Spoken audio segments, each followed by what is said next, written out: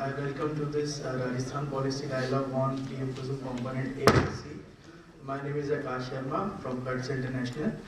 We have over here Mr. Sushil Muhnot, Senior Advisor Cuts International, and Shri Anil Dhaka ji, Managing Director, Rajasthan Renewable Energy Corporation Limited. Without any delay, may I now invite Muhnot sir for the introductory remarks. Thank you, Prakash. I take this opportunity to welcome all the participants here from GIZ, IISD, TERI, as well as from our local organizations. And I also extend a special hearty welcome to Shri Anil Dhaka ji for taking out his time and be with us and give us the keynote address here to the audience. As we are, and this seminar is basically being done to know more about how to have this PM KUSUM Yojana going forward in a much bigger way, as compared to what it has been there until now. So, to understand what are the things which can be done or what possibilities can be there. So all the stakeholders, if they meet together, they can really come and sit together and discuss. As we are all aware that climate change caused due to the warming of the global warming has been a very important area which everyone has to now look into, because there is no choice for it now today. So we need to look at it, we need to bring down the global warming to 7.5 degrees centigrade. Otherwise, we will have a lot of difficulties in our working regular lives, or the life will not be normal in any way. For which we need to reduce the greenhouse gas emissions. And a major important part in doing so is to bring about a renewable energy. We need to focus more on avoiding the removing it fully the fossil fuels for generation of electricity. And so renewable energy is going to be the basically keystone, key corner area for us in terms of moving forward in our journey towards achieving, as India has also promised, that to achieving net zero by 2070. So if we have to reach there, we have taken up certain goals, NDC goals we have taken up. And by 2030, India proposes to add the renewable energy should be 50% of the total energy requirements. And so that we reduce and minimize by 2030 itself the fossil dependence on fossil fuels. So as part of that, the government has started this PM KUSUM Yojana in order to have decentralized solar plants for agricultural purposes. It has taken this measure to see that farmers get benefited in terms of energy and water security, and we reduce the environmental pollution by reducing dependence on fossil fuels. And a lot of some incentives were also provided under this scheme. This scheme had 3 components, basically A, B and C components, but they were primarily in terms of installation of small solar power plants of capacities up to 2 megawatts. One of the components, and another component also included that power distribution companies can set up solar plants at the feeder level to supply power to agricultural connections. So these were basically that if you can start up decentralized solar power plants, wherein you will have benefit to the farmer in terms of that if he has his land which is barren, he can always set up a plant there and take advantage and get some additional income can be there. Or even if he has a fertilized land, he can always use certain solar voltaics to be able to put it on stilts and use that for additional income from the solar power generated. Similarly, there is another way where you can do it is that apart from the farmer getting the benefit, there is also possibility that the DISCOM itself sets up such plants in the decentralized basis on in different areas, and then supplies the power locally there on the feeder levels. So these are the 2 major options which were being considered under this scheme, and there have been some incentives and benefits being given in terms of either capital subsidy or in terms of additional power purchase agreements will be there. Now, despite having this progressive nature of the scheme and all, both from the central and the state governments, we have found that the scheme has not yet taken off to that extent it should have done. In fact, there were a lot of possibilities. So today we are here to sit and discuss what can be done possibly, or what are the issues which are there in terms of having this scheme progress much faster. as a former banker, I can only say from the financial angle side that for any scheme to move faster, what you need is either you must have the scheme to be very attractive, commercially viable and a very attractive scheme, or you can reduce down the risks of implementation and you can operations. So either you reduce down the risks on both these angles, or you also give them more incentives or give them better power so that it becomes very much viable for the bankers also to come in. The third aspect would be in terms of making all the bankers aware of the scheme, making all the stakeholders aware of the scheme so that they ask for the scheme and then it gets implemented faster. But then there are so many issues, I am sure, which we'll be discussing over the period, that on the implementation side, land issues or other issues are there. But here one of the advantages that your transmission distribution losses will be much lower because you are doing it from a very nearby area. So that could also be the benefits overall for looking into the scheme. So I would now like to invite earlier with Minister of Statistics plan implementations also. So from the implementation part, now here they are under the Ministry of New and Renewable Energy for a special address on this. Good morning, everyone. So Mr. Muhnot has already introduced and about PM KUSUM scheme, and I am sure that everyone knows about this scheme already. So today the focus here stands at the issues and potential remedies to boost component A and C of the scheme. Though we did set an ambitious target of 10 gigawatt for setting up solar power plants across the country. However, so far we are able to achieve only 84.45 gigawatt under component A, and 1174 pumps have been sized under IPS of component B. We do know that there is a huge potential and interest has been shown by the farmers across the country, but kudos to the state of Rajasthan, who still remains the front runner with approximately 63 megawatt installations under component A and approximately 1100 pumps which are solarized under component C. We understand that initially due to COVID-19 pandemic, it took us some while to pick up component A as financing remains a major challenge in the implementation. But the ministry has made tremendous efforts to get the banks lined up and proactively participate in this scheme, and we can very well see the impact as the financing so as the farmers are already have started getting the loans. So the pace of installation no doubt has increased, but not to that extent. And we can see that as a result of the installations which are being done in Rajasthan, Madhya Pradesh, now pace has speeded up in Madhya Pradesh and Haryana as well. So, however, apart from the financing problem, there is another problem with unattractive tariffs which are offered by the DISCOMs, and clearly there is huge potential to get these tariffs revised, and this can also accommodate the surge in the prices which have surge in the prices of the installations.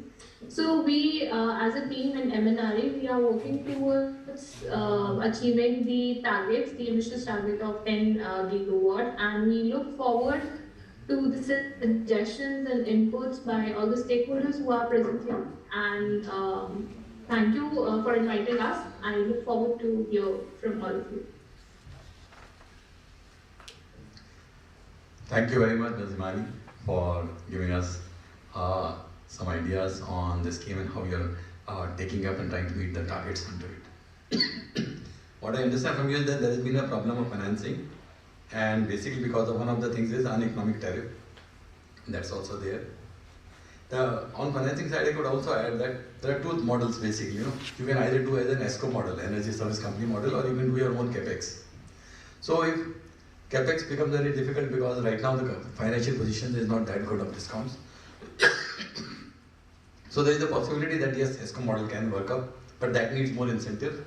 And in terms of uneconomic tariff is there, so if something more can be done, that will be great.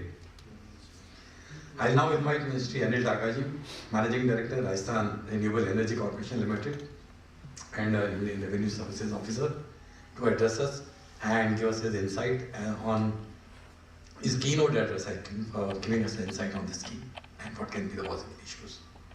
Shri Mehta, Shri Dhaka, please. Would you please more comfortable with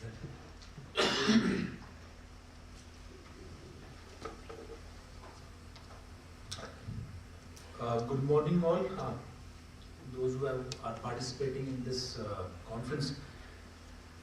Basically, as I understand, we are focused on KUSUM A and KUSUM C scheme, and why they have not been successful, as was emphasized by the MNRE by giving us targets of 10 gigawatts.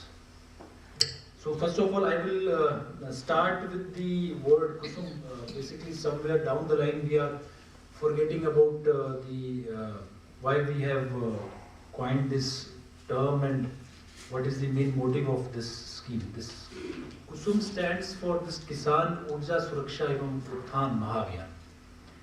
So Kisan Urja is like we want to provide them the around the clock electricity, or at least during the daytime electricity, जो हम लोग शाम को रात को उनको electricity देने की कोशिश कर रहे हैं, which is a big complaint from farmer lobby also. Second is the word is Uthan. Uthan is upliftment, if I can translate it in a literal sense. So Uthan is like somehow we want to put some kind of resources or income in their hand. So down the line, what I have felt, because we are the agency which is spearheading this scheme, and we are on the field also, me and my team. Both my officers are here who are handling day-to-day issues about it. Naveen Sharma, my OSD, and MK Gupta, Ian, both of them are here. So what we have gathered, why we Rajasthan is even they are saying we are the first rank holder in PM KUSUM scheme, but I won't take that accolade because we have only achieved 63.5 megawatt by roping in 47 farmers only. So our target was something like 2600 megawatt, and this is not a figure which we should be very comfortable or proud about. So if we want to send a message across, even MNRE, and I was just hoping that Ian Sharma sir would have been there, and he would we would have put our point across here to him, because one of the very big issue for not success of this KUSUM A component, because RRECL basically deals with KUSUM A and DISCOMs deal with KUSUM C scheme. One of the reason is 3 rupees 17 paisa of tariff that which we are offering. So this was okay when it was ordered or was declared by them. After that, we have problem of BCD and GST hike, which has led to increase of solar PV cells by around 30%. So who is going to take that? Because at the end of the day, these are farmers. It's not about some business houses, big corporate houses who can utilize one resource into putting and into some other. So they are just small farmers with the capacity of 0.5 megawatt to 2 megawatt. So somehow we have to take into that, and there is a petition, and we are very hopeful and that RERC has already listened to farmers, and the order has been reserved, or I think that what I have heard is been written. So we are expecting some jump in that, maybe 3 rupees 27, 28, 30 paisa or something. That is going to help out because it's a scheme for next 25 years. So this would be a big help. Plus, second thing which I want to always discuss is why there is a step-brotherly treatment between KUSUM A, B and C scheme. KUSUM A scheme, we don't have any subsidy. B and C, we have subsidy of 60%, 30-30, state center, and 30% in KUSUM C.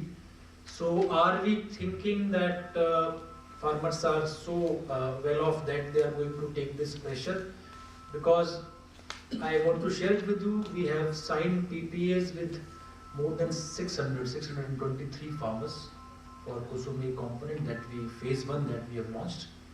But at the end of the day, we signed PPAs. We have signed PPAs, agreement for 623, signed PPA with 400 plus. But as on date, we are in January and only 47 numbers of farmers have been successful. So we tried at our level, we tried to rope in bankers. The farmers were facing problem because they don't have any collateral to offer. So farmers were not able to get loan, but slowly some of the banks have taken that lead.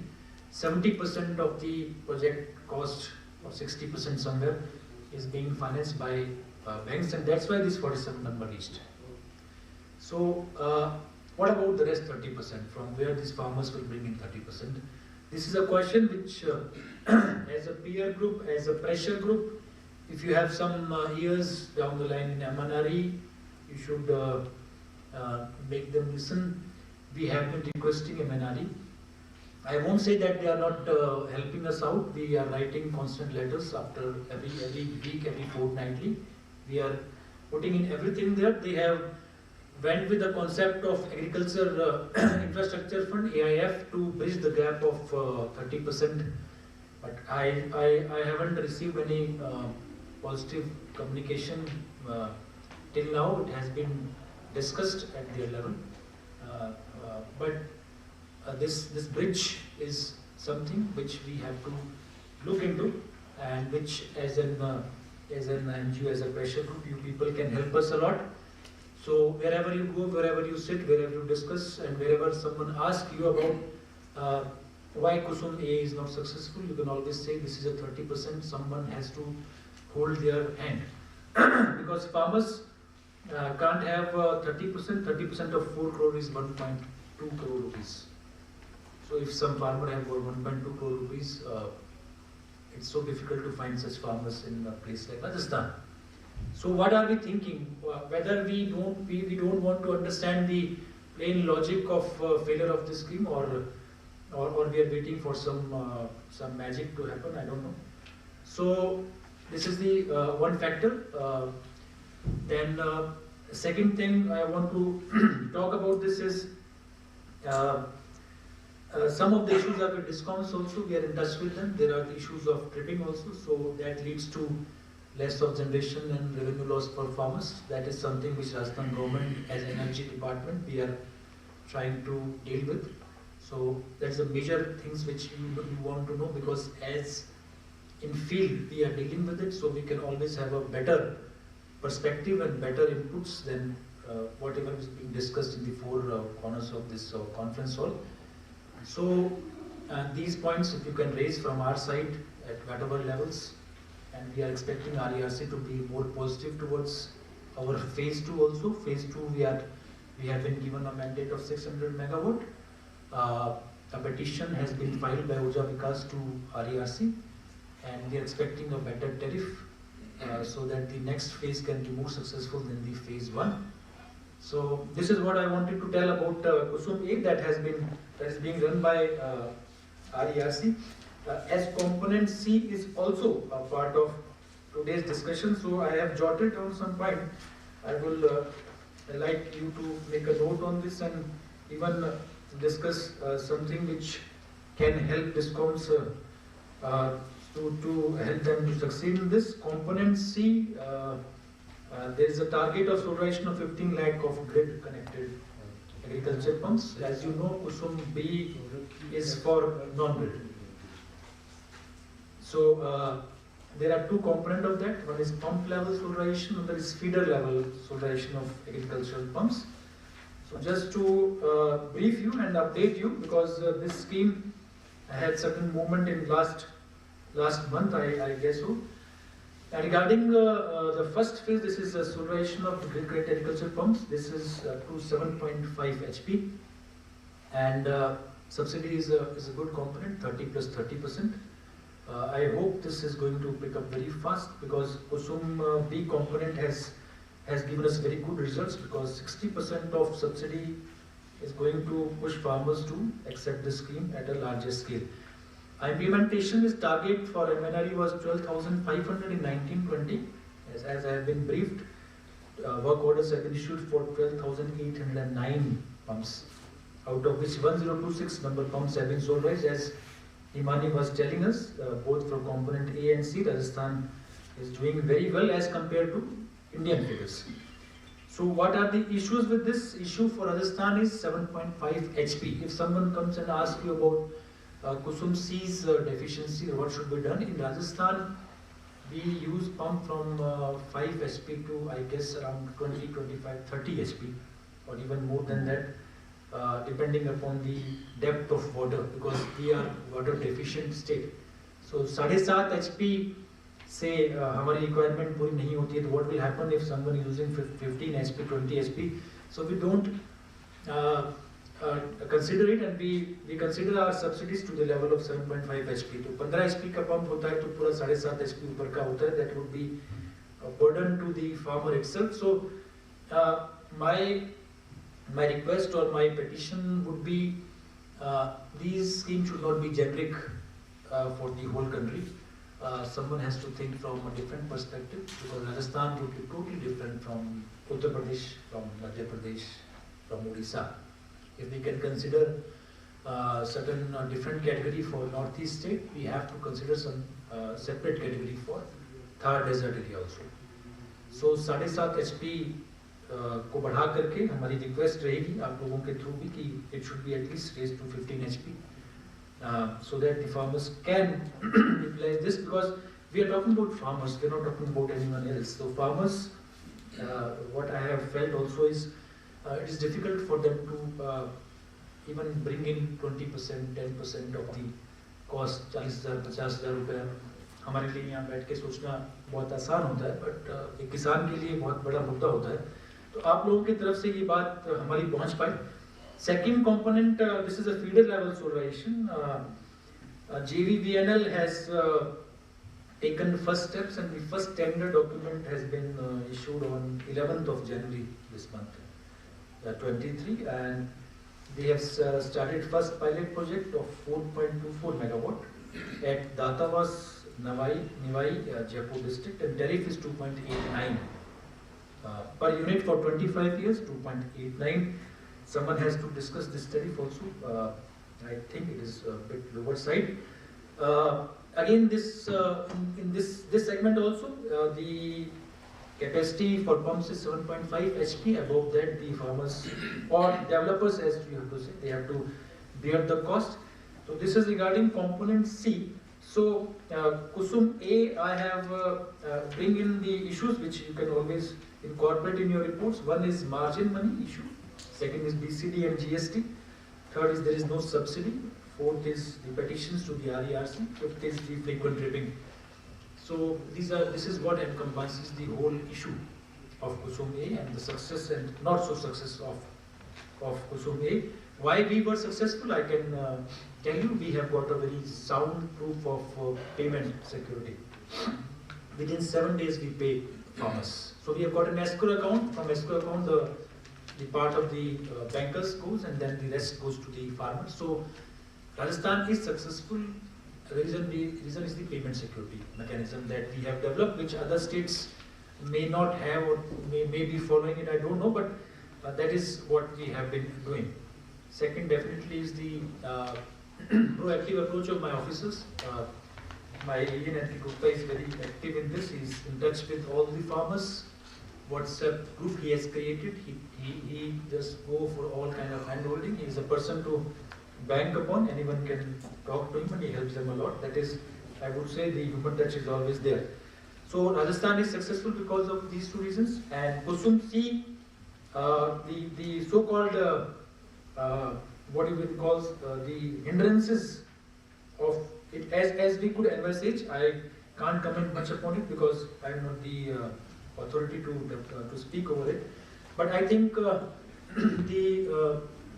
there is no ceiling tariff and prices like 2.89, 2.75, and then 7.5 HP, the limit of 7.5 HP. Second thing. Third thing, somehow this scheme is, as I understood, more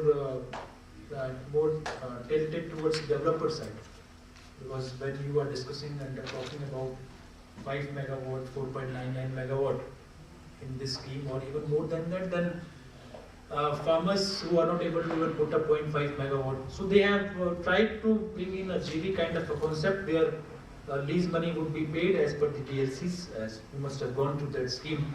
So at the end of the day, farmers can get some kind of benefit from that. But I hope that this scheme will be successful. KUSUM B is already successful.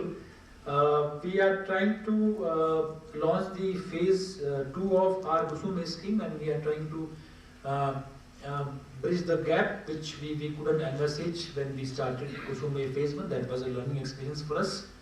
तो हम कोशिश कर रहे हैं कि कुसुम में हम वापस करें, अगर हमें थोड़ा सपोर्ट ऊपर MNRE से, चाहे वो AIF के रूप में हो या कोई इंटरेस्ट सबवेंशन की स्कीम हो जहाँ पे मेरा किसान जो है वो he ends up paying 9 to 10% of interest, which is very high.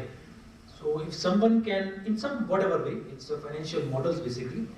So it's not a very big financial burden also, because 600 megawatt scheme है तो उसमें आप बैठ के calculate करेंगे, it won't go then few crore of rupees, which is not a very big amount when we consider it as a scheme for farmers. So some interest subvention scheme where we can help him with 9% को charge कर रहा है तो we give him like 3-4% of cushioning. So that can be one of the idea from your side, which can be floated. So let's hope I have been able to bring in whatever these schemes are about. And I would thank you, Mr. Muhnot, to invite me and my team so that we can put in. And I, frankly speaking, I came because we were discussing KUSUM A scheme, and we are trying level best to make it more and more successful.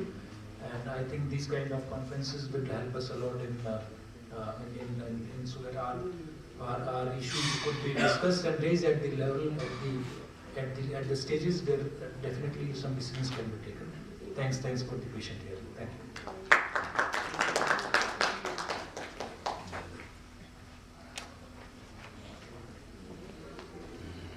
I wish to thank Shri Anil for giving us his valuable insight into how this scheme can be taken forward. And I'd like to say that, see, he has focused on that the main advantage of this scheme was for basically daytime power availability and for the upliftment of the farmers.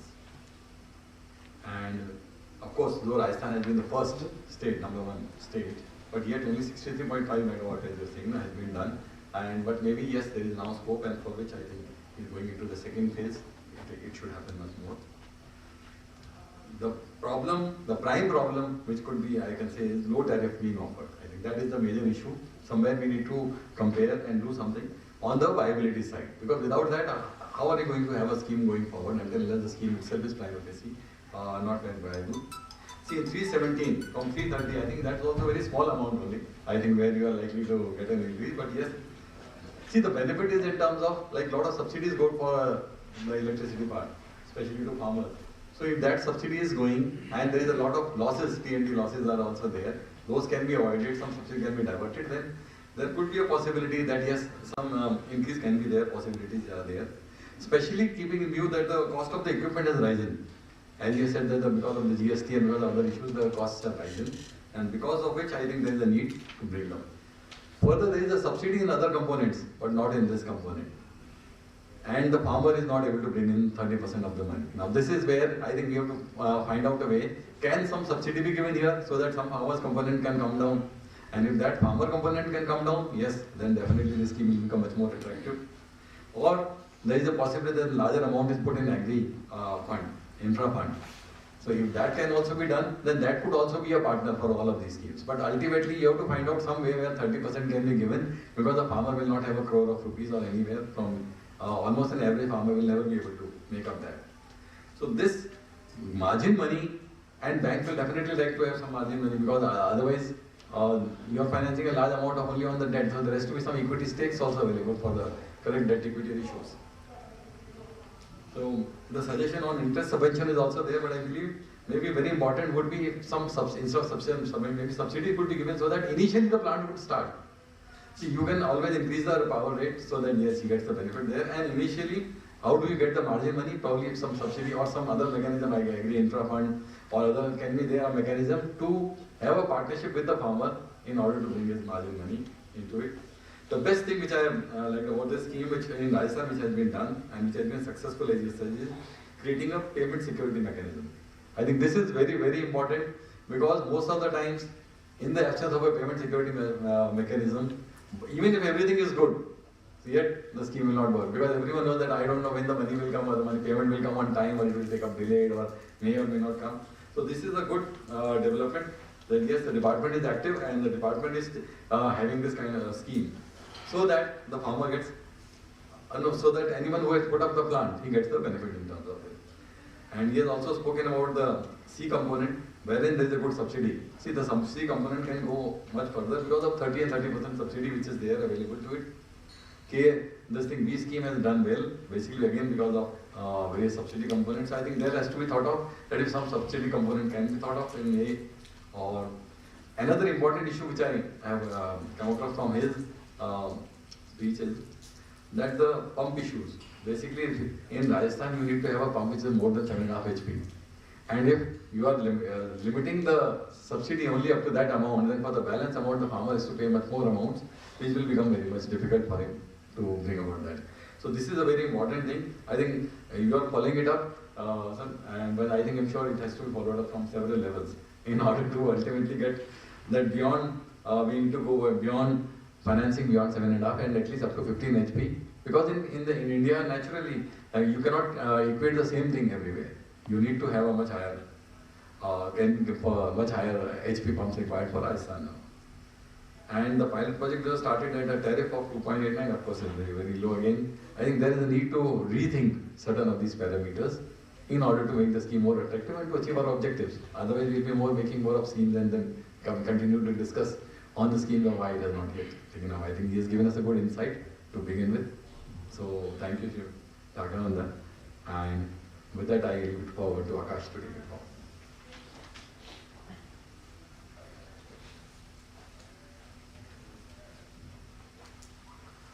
Thank you, Sushil sir. Now may I invite Anas Rahman, Policy Advisor, IST, for presentation on research findings of the KUSUM project. Good afternoon, everyone. My name is Anas Rahman.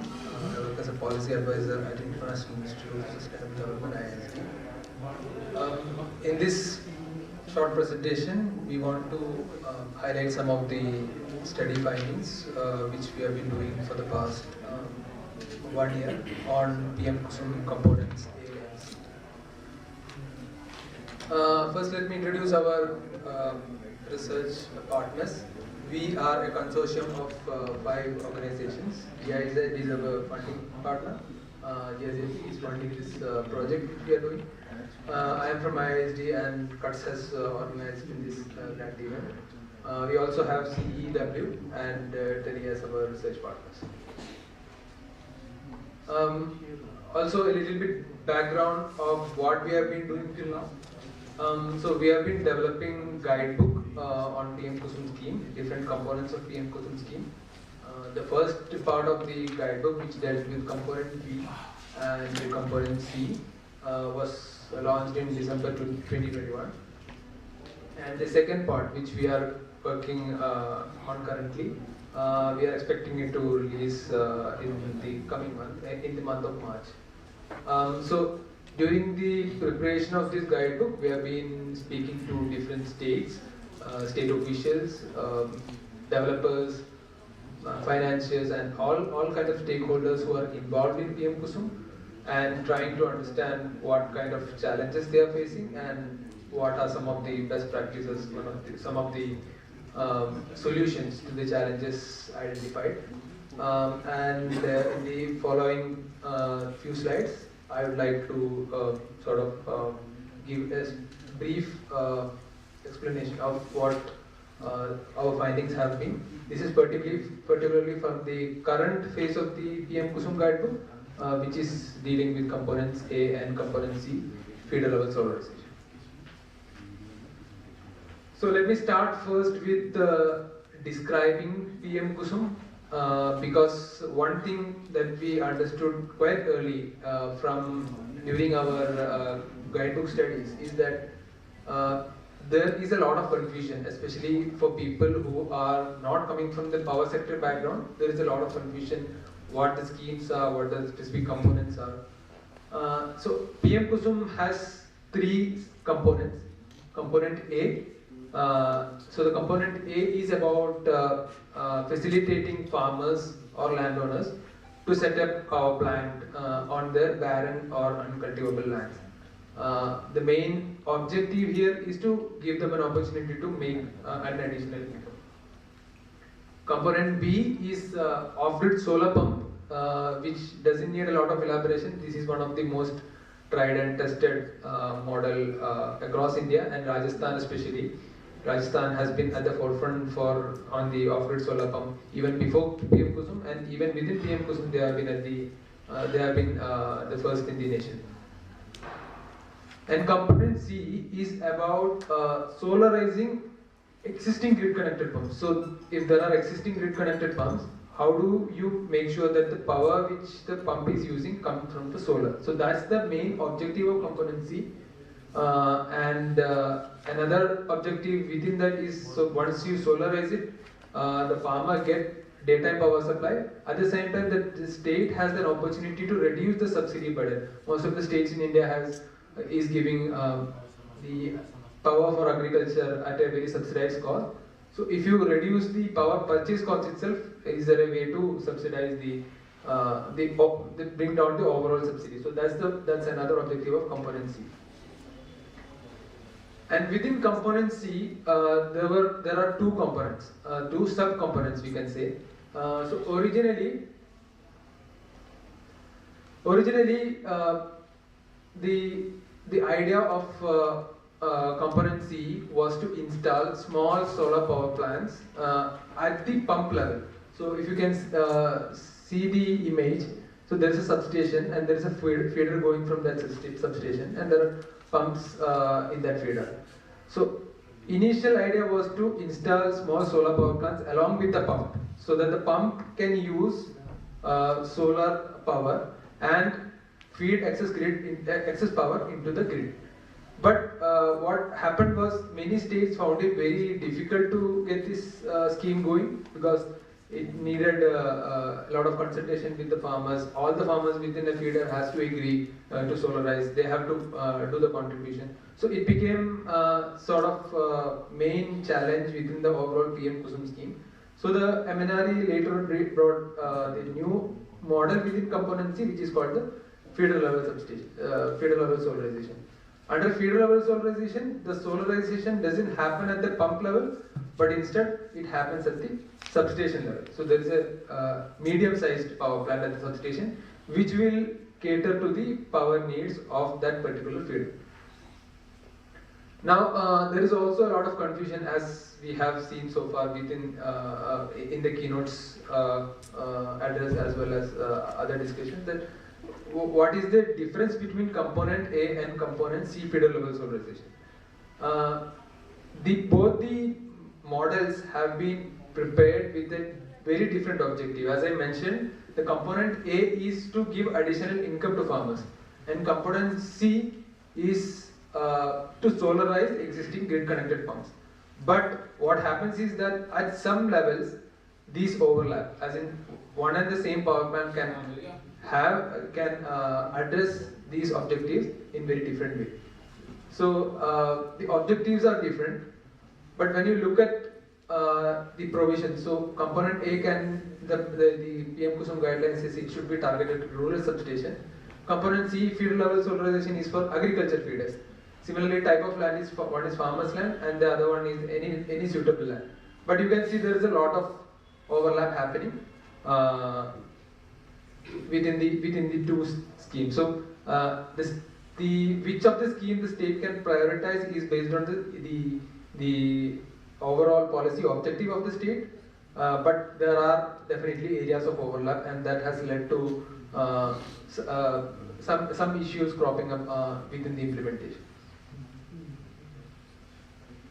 Now a little bit more on both of these component A and C feeder level solarization. So what is happening here is, there is a substation, and the substation feeds to different feeders: agriculture feeders, residential feeders, commercial feeders, whatever feeders is there in that substation. It has to procure power from somewhere. So right now it is procured from probably a thermal power plant or any other power plant. Now what happens under PM KUSUM component A and component C field level solarization is you are establishing a medium scale power plant which is within the substation, I mean at the area of the substation. So the power procurement now shifts from the earlier conventional power plant to solar power plant. So basically what is happening is you are changing the source of your power. So in that case you can just there was question about what is the benefit for the state. You can just calculate based on the analysis here itself. Earlier you used to incur some cost for buying power from conventional power plant. What is the cost now? And the difference is the benefit for the state. Now we have done the cost benefit analysis. Of course this changes with states. Different states have different power procurement portfolio. But this is a sample which we have done with Karnataka. So here we have taken benefit components and cost components. Under benefit there is a capacity saving, so once you install a power plant you don't have to add new capacity to the system. Then there is a variable cost savings. There is, as mentioned already, there is transmission and distribution savings. There is RPO savings, all state has to fulfill the RPO obligations. And there is also infrastructure upgrade savings. So once the power plants comes at the distribution level, the need for upgrading the substation transformers constantly reduces. So that's also another saving.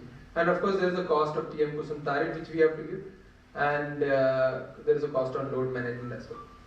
So based on these analysis, we have these factors, we have analyzed what is the benefit of PM KUSUM for a state, for a typical state. Here we have taken the example of Karnataka.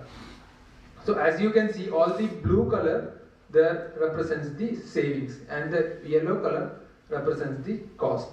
So by the end of 25 years, for every power the DISCOM is purchasing from PM KUSUM, it is gaining 0.86 rupee per unit. So definitely this is a beneficial scheme for the state, and here I should clarify that we have taken a tariff of 2.4, but as mentioned it is now not viable, but there is a good buffer to increase the tariff, which I will come to in the later on slides.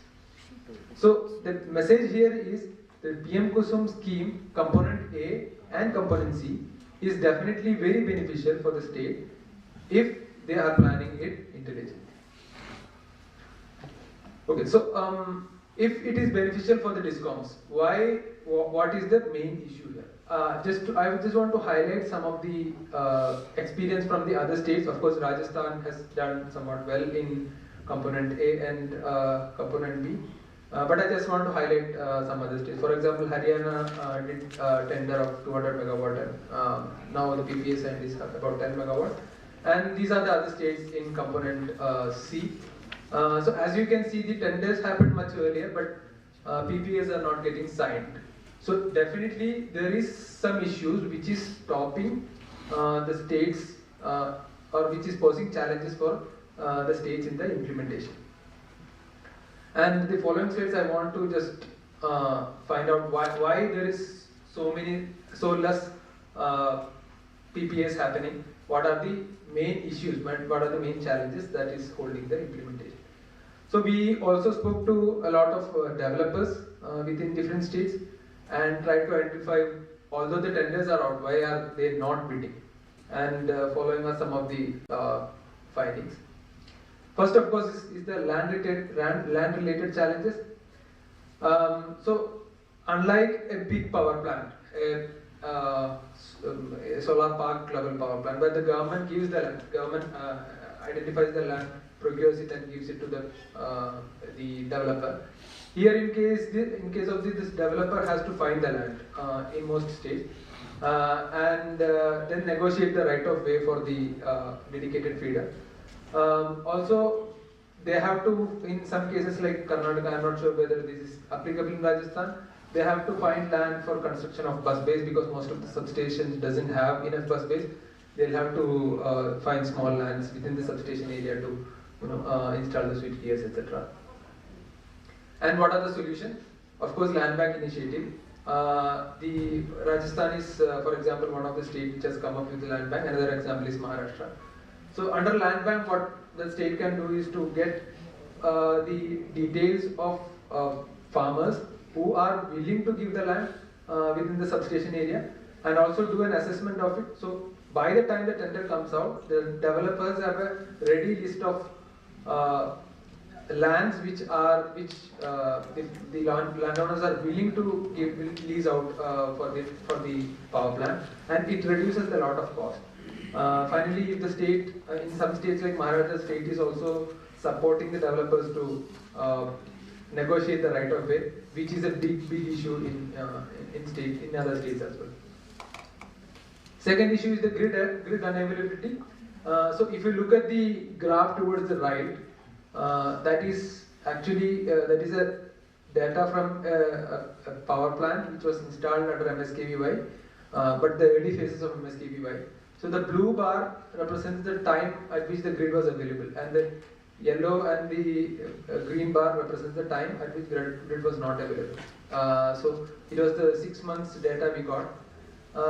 So as you can see, in many cases the grid is backing down, or grid is not available for power production due to some or the other reasons, and this is causing a loss for the developers, because when the grid is not down, even there is a power generation potential, it is not getting fed into the grid. So the main solution for this is to guarantee a minimum of percentage of grid availability. In the case of Maharashtra, they have guaranteed 98% grid availability. I checked the Rajasthan recent tender, which came out I think within last week on 12th. Even in that, they have included 95% grid availability, which is a positive step.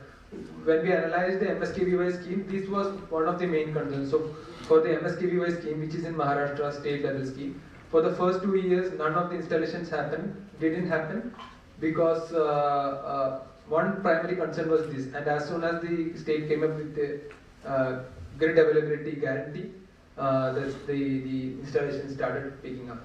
Another important strategy is, of course, to improve the substation infrastructure by bifurcation of feeders and adequate. So this is one of the strategy which Karnataka is currently using. Before further proceeding into our findings, I just also want to showcase, just briefly deal on the developer's profile. So unlike the solar parks and big solar projects, what we see in many other states which have implemented, whether it's MSKVY, whether it's other states, what we see is that it is not the big developers which are coming to the scheme, because quite frankly, it is not their business model. Their business model is, if you have a land, we can set up a power plant at a low cost.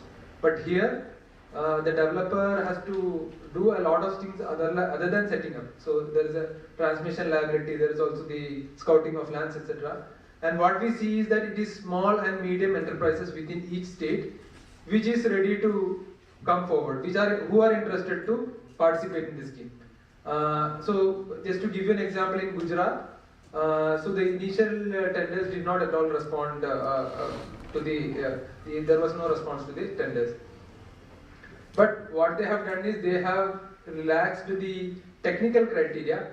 Earlier it was 2 megawatt, they reduced it to 300 kilowatt, so that even solar rooftop developers and SME developers can come in, and they also allowed joint ventures to participate. And now they are seeing a lot of interest from the developers to participate in the scheme. Very similar experience has been shown in Madhya Pradesh and Maharashtra.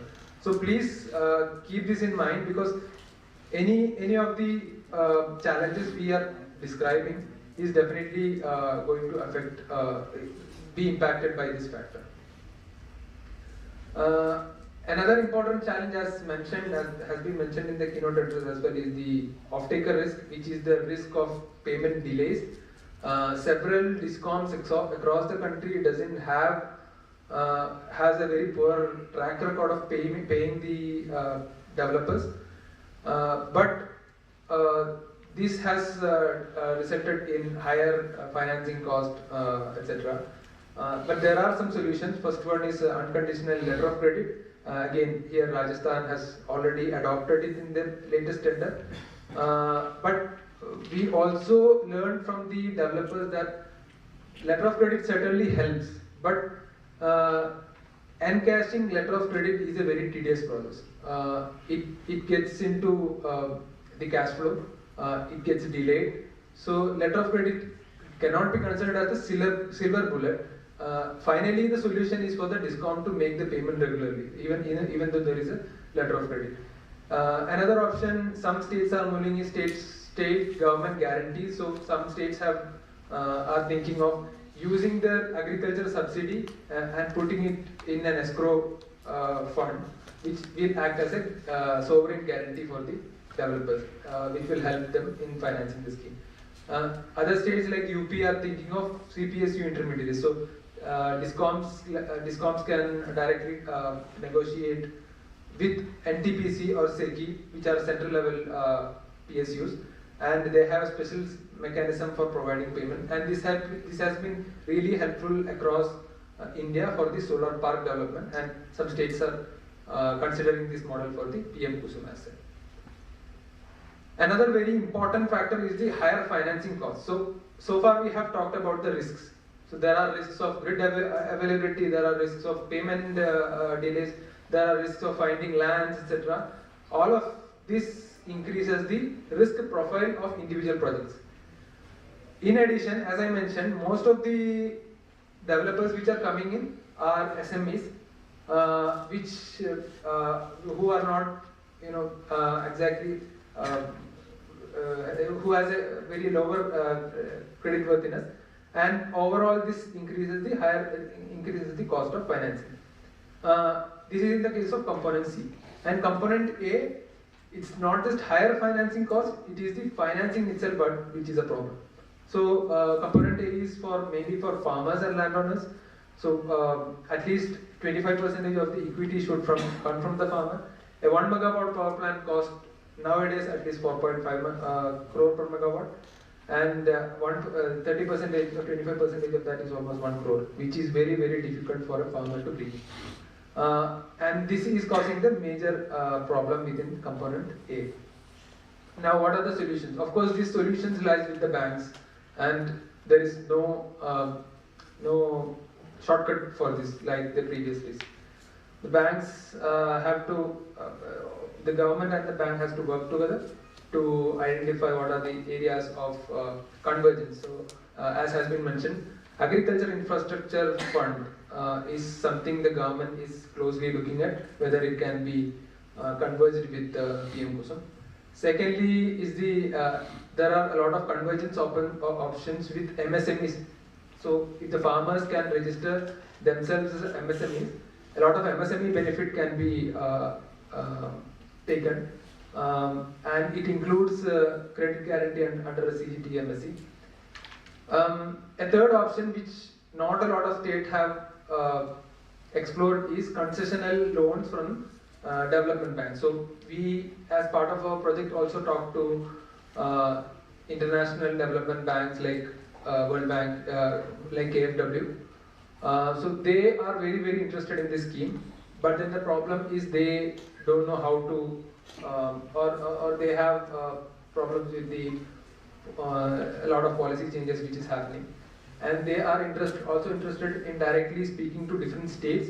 So Rajasthan can probably become one of the front-runner states in that as well, to give low-cost loans, 4%, 5% loans for this scheme.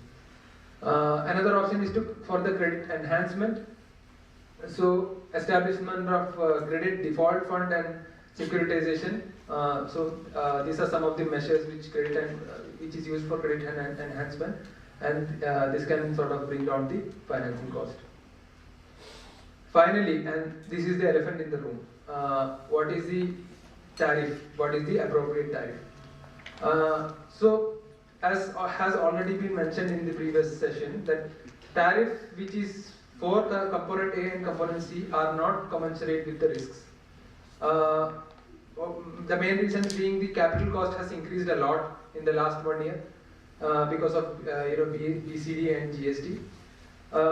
And secondly, it is the SME developers who are coming in who doesn't have the negotiating power to bring down the price. So there is also the increased O&M cost because these power plants are very distributed. For each of the power plant, you need specific manpower, which also increases the cost, and there is also logistical overhead. Now, if you remember the chart earlier, we have identified the total benefit as 0.86 per unit based on a tariff of 2.4 rupees. But that's not it. Even if you increase the tariff to 4 rupees, in the case of Karnataka, the state, the DISCOM, is still benefiting from the scheme.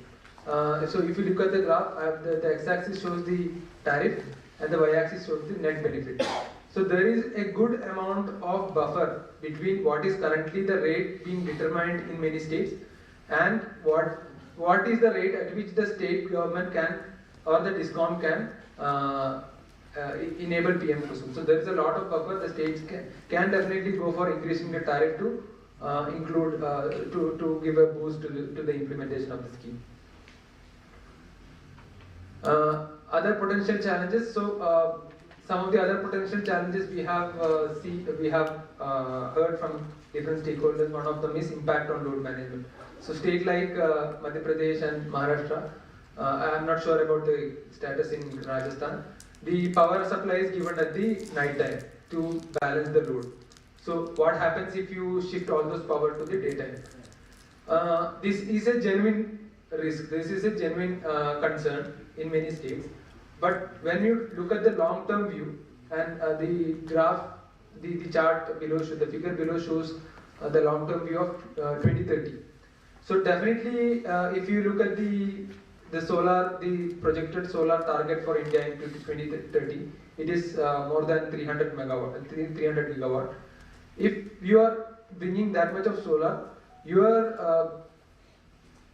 demand peak should be shifted to the daytime, and agriculture demand is the best, is the most cost-effective strategy to do that.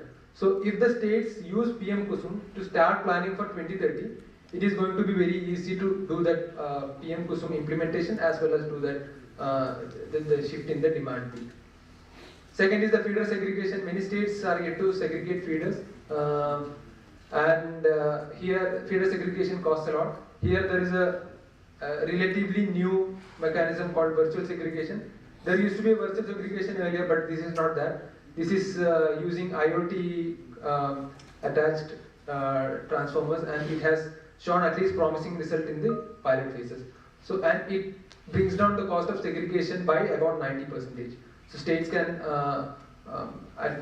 do some pilots and sort of scale it up in the coming years. Third is the seasonality of agriculture. So in the states where the agriculture is prominent, the agriculture power's demand happens in few months in a year. So if you install a power plant for the agriculture supply, in the non-agriculture season, all this power will start flowing upwards. And this will cause transmission congestion. So how to overcome this? We have done some analysis and we found that by selecting the feeders appropriately and sizing the plant. So for the sizing the plant, the MNRE has given a guidelines which is the upper limit for sizing the plants for the central financial assistance. The state need not always go with the upper guidelines, but if you take a substation and do a load analysis and size the plant according to the base load, which will be constant or which is almost constant throughout the year, then that addresses this problem. And also if you select the feeders which have very significant non-agriculture load also, it addresses this problem. And so in a manner, sort of intelligent planning can overcome most of the potential challenges which many states have and implement the scheme. So this is a brief of what our main findings are. I'll take a pause here, and if there are any questions, we can definitely discuss towards the end of the session. Thank you.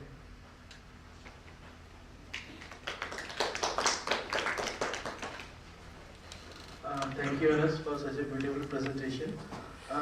Moving forward to our panel discussion session on strategies to overcome implementation and financial challenges in the PM KUSUM scheme. May I now invite Mr. N.K. Gupta, Technical Manager, Rajasthan Renewable Energy Corporation on the desk, please.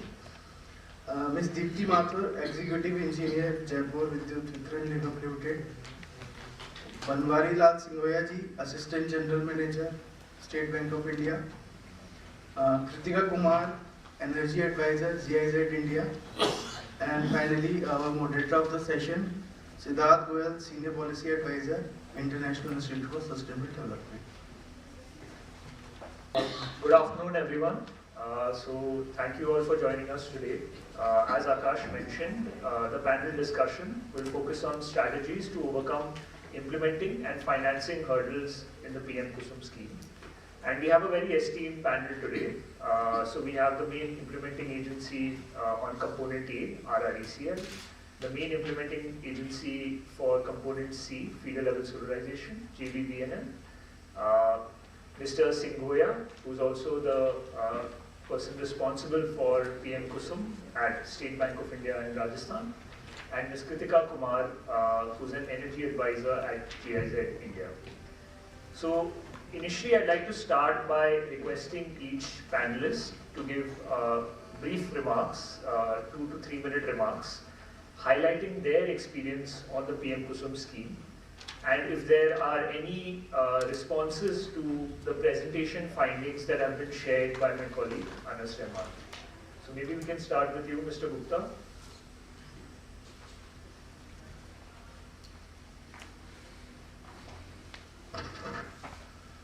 Thanks to Guts International for inviting me here, and good afternoon everyone.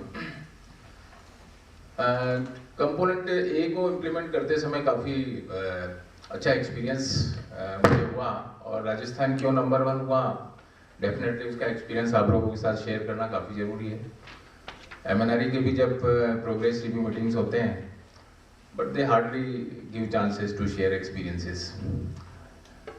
तो component A का जो initiative था, सबसे पहले राजस्थान ने लिया था, and Rajasthan has been an experimenting state for every kind of renewables, and that is why we are here at first rank, but we could not achieve such a big target we set up. Initially जब हमने इसको launch किया था, तो it was very difficult कि हम farmers के साथ में कैसे डील करें। तो सबसे पहले हमने जो फार्मर्स के लिए हमने जो डॉक्यूमेंट निकाला, जो उनके लिए जो फैमिलियर लैंग्वेज थी, उसी में हमें वो डॉक्यूमेंट कन्वर्ट करके निकालना पड़ा। एंड दैट इज़ वाई कि रूरल एरिया में जो इतने फार्मर्स बैठे हुए थे, वो हमें अप्रोच कर पाए, and we got almost 13,000 responses from the farmer at the very initial level of this scheme, जिसमें से मतलब 5,000 जो फार्मर्स हैं, they have approach for setting up projects. Of course it was either it is ignorance about the scheme or financing, but later on during the journey of 2 or 3 years for this scheme, these farmers got very good learning about everything. ज़्यादातर farmers जो हैं वो अब इस scheme के बारे में ना केवल टेक्निकल और फाइनेंसिंग इन चीज़ों के बारे में समझ गए हैं, बट प्रैक्टिकल चैलेंजेस जो हैं वो अभी आप सभी लोगों ने डिस्कस भी किए कि फाइनेंसिंग जो है एक बड़ा चैलेंज है। स्कीम का जो एक प्राइम मोटिव था, जिसमें कंपोनेंट ए जो है, that is basically design for providing income to the farmer, और फार्मर की इनकम बढ़ाने के लिए जब बात की जाती है, तो हम ये अज्यूम भी कर सकते हैं कि फार्मर के पास इनकम नहीं है, तभी तो हम बढ़ाने का सोच रहे हैं उसका। तो हाउ कैन वी एक्सपेक्ट कि उसके पास में मार्जिन मनी 30% 1 करोड़ रुपए के आसपास होगा। तो इसीलिए 0.5 से 2 मेगावाट का अगर कुछ अजम्पशन भी था, तो फार्मर को ये इसमें एनविसेज किया था कि भाई फार्मर उसमें अपनी लैंड दे देगा जिसके पास पैसा नहीं है, और जिनके पास पैसा है वो प्रोजेक्ट भी लगा पाएंगे। लेकिन थोड़ा सा इग्नोरेंस कर लो कि फार्मर्स ने प्रोजेक्ट लगाने के लिए कदम बढ़ा दिए, लेकिन मैं उसको एक अच्छी बात भी मानता हूँ कि फार्मर्स जो है वो एक एंटरप्रेन्योर बनने के लिए आगे तो आया। अदरवाइज तो इतनी जो बड़ी इन्वेस्टमेंट है उसको देख के जो बड़े बड़े डेवलपर्स हैं, EPC कॉन्ट्रैक्टर्स हैं, इनिशियली वो भी पीछे हट गए थे इस स्कीम में हाथ डालने से। लेकिन फार्मर्स ने पिछले 2-2.5 साल में 3 साल में जो एफर्ट्स किए उसकी वजह से आज 48 प्रोजेक्ट जो है ऑन ग्राउंड काम कर रहे हैं। अभी जब मैं फार्मर्स के साथ में इंटरेक्ट करता हूँ और इनके एक्सपीरियंस देखता हूँ, जहाँ मुझे इनका क्या इन्वेस्टमेंट रहा, अभी मैं 2 दिन पहले एक फार्मर से चर्चा कर रहा था, तो उसमें उसने बताया कि उसका करीब 6.6 करोड़ रुपीस का उसका इन्वेस्टमेंट हुआ and he got financing of 5 crore rupees from SBI and 1.6 crore उसका खुद का इन्वेस्टमेंट था। और उसने MLUPY जो मुख्यमंत्री लघु उद्योग प्रोत्साहन योजना है जिसमें 6% इंटरेस्ट सबवेंशन है, दैट बेनिफिट इज गेटिंग, तो उसका जो जनरेशन आ रहा है 1 साल का, वो लगभग 1 करोड़ से 1 करोड़ 10 लाख रुपए तक का उसका जनरेशन रेवेन्यू है and he is getting 30 lakh rupees from interest subvention. In this way is getting 1.4 crore rupees in a year and he has installment of 70 lakh rupees in a year. तो in this way he is saving 70 lakh rupees from 2 megawatt plant. तो इस scheme का क्या potential है वो मैं recognise कर सकता हूँ कि अगर 70 लाख रुपए उसका इन्वेस्टमेंट हुआ 1 करोड़ 60 लाख का, और वो 70 लाख रुपए अगर 1 साल में बचा पा रहा है उस स्कीम से with the help of interest subvention, तो वो आराम से उसका 2.5 से 3 साल में उसका अपना जो इक्विटी इन्वेस्टमेंट है दैट ही कैन रिकवर। तो अगर कुछ स्टेट गवर्नमेंट या गवर्नमेंट ऑफ इंडिया की तरफ से अगर किसी स्कीम को अगर सफल बनाने के लिए एक पायलट जो चलाना पड़ता है, वो पायलट हम कर चुके हैं। अगर उस पायलट की स्टडी अगर कर ली जाए कि how these 48 projects are set up and what they are getting from this scheme, then a successful planning can be done for this component A और कंपोनेंट सी। तो कंपोनेंट ए का अभी जो हमने जो इतना एफर्ट्स किए हैं, MNRE ने भी किए हैं, हम लोग भी किए हैं, फार्मर्स ने काफ़ी एफर्ट्स किए हैं। तो फार्मर्स के एफर्ट्स की वजह से, हमारे सबके एफर्ट्स की वजह से बैंक जो है बड़ा प्रोएक्टिवली आगे हैं। That is why SBI also there. इन लोगों ने भी काफ़ी एफर्ट्स करके अब हमसे लिस्ट लेके अब ये हो रहा है कि खुद फोन कर करके ये लोग फार्मर्स को बुला रहे हैं and that is the strength of this scheme. इनको ये समझ में आने लगा है कि पेमेंट सिक्योरिटी मैकेनिज्म होने की वजह से इनका इन्वेस्टमेंट जो है वो कहीं पे अटक नहीं रहा है और not a single farmer is has become default. सभी का इंस्टॉलमेंट बिल्कुल टाइम से जा रहा है। डिस्कॉम्स ने पेमेंट सिक्योरिटी मैकेनिज्म किया, इसको अकाउंट खोल दिए हैं, लेटर ऑफ क्रेडिट भी दे रहे हैं, 7 दिन में पेमेंट देने का उन्होंने सर्कुलर निकाला हुआ है और अभी तक कोई भी फार्मर आके कंप्लेन नहीं करता कि मेरा पेमेंट जो है 7 दिन से बाहर निकल गया है। तो ये हमारे डिस्कॉम्स के लिए बहुत ही अच्छी बात है कि उन्होंने अपने कमिटमेंट जो है अभी तक बिल्कुल मेंटेन किए हैं और इसी की वजह से अभी हमारे A और C दोनों कंपाउंड जो है अगर वो आगे बढ़े तो ये पेमेंट सिक्योरिटी मैकेनिज्म उसका एक बहुत बड़ा टूल होगा। और ये बैंकर्स को भी जो है काफ़ी कॉन्फिडेंस मिला है इससे कि अगर 70% तक का लोन वो अगर प्रोवाइड करवा रहे हैं तो उनकी इंस्टॉलमेंट कहीं डिफॉल्ट नहीं हो रही। तो मैं तो अभी जो फार्मर्स इस तरीके से इसमें लगा के कुछ इंसेंटिवाइज हो रहे हैं, उससे मुझे लगता है कि इस स्कीम को अगर थोड़ा सा कुछ सपोर्ट दिया जाए तो ये फार्मर्स के थ्रू ही इम्प्लीमेंट करने में ज़्यादा बेनिफिट है। क्योंकि फार्मर्स के हाथ में अगर कुछ पैसा अगर इस तरीके से रूरल इकोनॉमी में अगर जाता है तो definitely it is going to incentivize in a big way. अभी क्या है, बड़े बड़े प्रोजेक्ट्स आते हैं 100, 200, 500 मेगावाट के लगते हैं, फॉरेन इन्वेस्टमेंट आता है 2-3% पर, वो लोग इन्वेस्ट करते हैं और उस पैसे को बाहर ले जाते हैं। We have become only consumers of the energy, हमारा रेवेन्यू तो ड्रेन होकर बाहर जा रहा है। लेकिन अगर ये किसानों के जरिए प्रोजेक्ट्स लगते हैं और ये पैसा अगर रूरल इकोनॉमी में किसान के हाथ में जाता है तो ultimately it will be spent in the state, it will generate GST for the state. Rural area में डे हाउस में पावर सप्लाई मिलती है और ऐसी बहुत से जो दूसरी अलाइड इंडस्ट्रीज हैं, छोटे मोटे कॉलेज इंडस्ट्रीज हैं रूरल एरिया में, हर लोकेलिटी में जो है अपने कुछ रॉ मटेरियल्स अवेलेबल होते हैं, फूड प्रोसेसिंग इंडस्ट्री हैं, पावर की अवेलेबिलिटी की वजह से बहुत सारी चीज़ों को वहाँ पे इकोनॉमी को गति मिलती है। तो मैं तो इसी बात पे समझता हूँ कि अगर ये डिस्कॉम्स के बेनिफिट अलग हैं, स्टेट गवर्नमेंट के अलग हैं, लेकिन जो रूरल मासेज है उनके लिए अगर एम्प्लॉयमेंट पैदा होता है पावर सप्लाई की वजह से तो that is an added advantage of this scheme.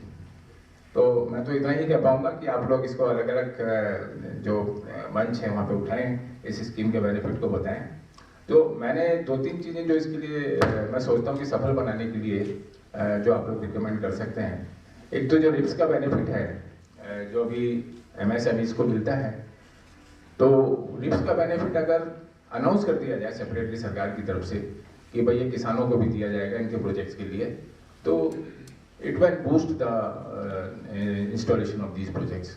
अभी MLUPY में जो बेनिफिट दिया जा रहा है वो बजट की लिमिटेशन की वजह से कुछ लोगों को मिला है, बाकी लोगों को नहीं मिल रहा है, जिसकी वजह से स्पीड नहीं आ पा रही है। और MLUPY स्कीम जो है वो की है इस स्कीम की सक्सेस का। तो अगर वो मिलता है तो ये अभी जैसे राजस्थान में ही मिल पा रहा है, बाकी दूसरे स्टेट में है नहीं, वहाँ पे भी अगर गति देनी है तो इस तरह का इंटर सबवेंशन टूल होना चाहिए कोई ना कोई।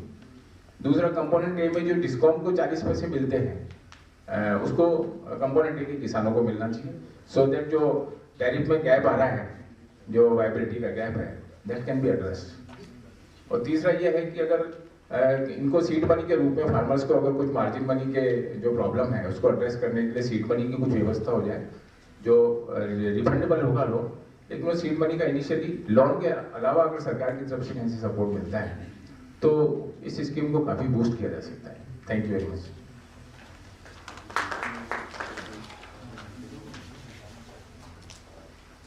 Thank you, Mr. Gupta. I think you raised some very interesting observations and highlighted that farmers are at the center of this scheme. You also shared some very interesting insights that Rajasthan is doing, such as the MLUPY scheme and the payment security mechanism that has been previously covered as well. With that, I'd like to now invite Ms. Mathur from JVBNN to also give brief introductory remarks. Thank you.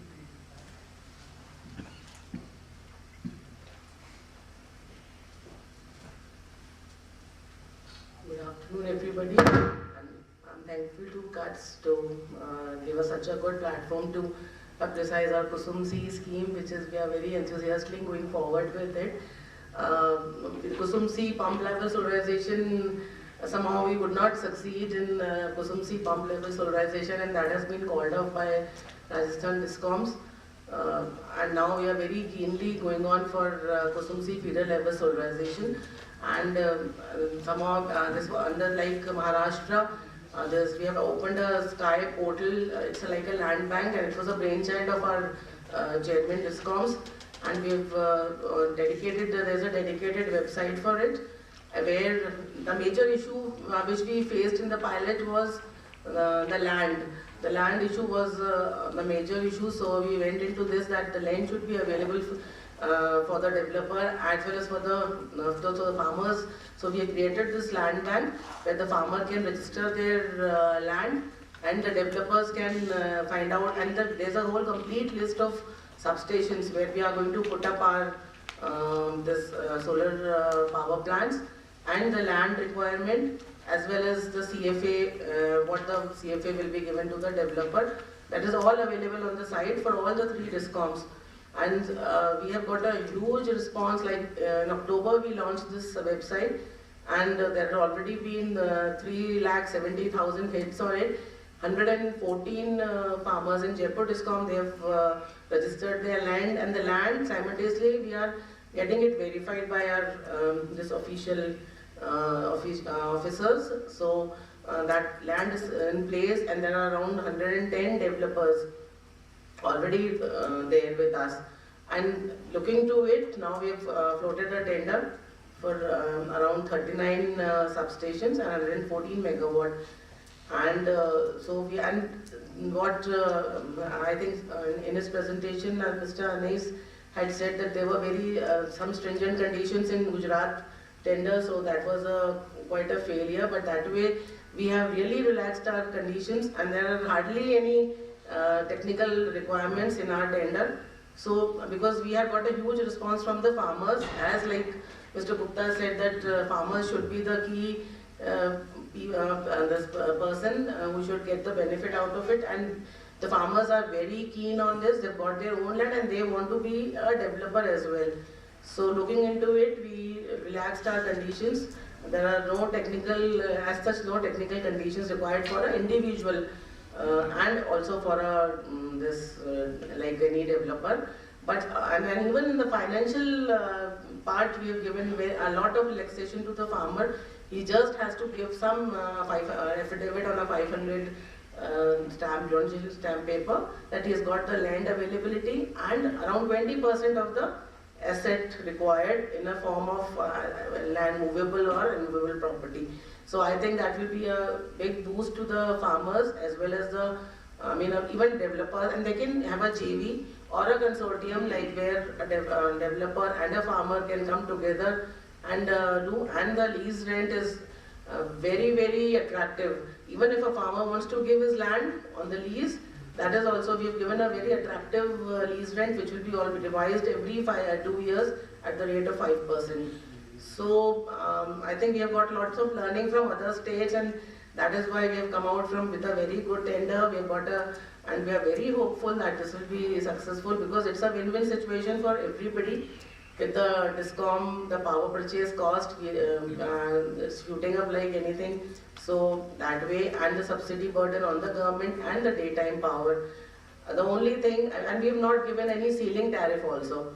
So I think that will be also a very good perspective for the farmer. And as I think the MD of RRECL and everybody, we had come out with a tender pilot in Datavas, but of course the 2.89 the rate quoted was not at all feasible. They had gone to the commission also, but as it was before they had quoted this rate after the BSD and GST, so even RERC didn't give them any comfort on this.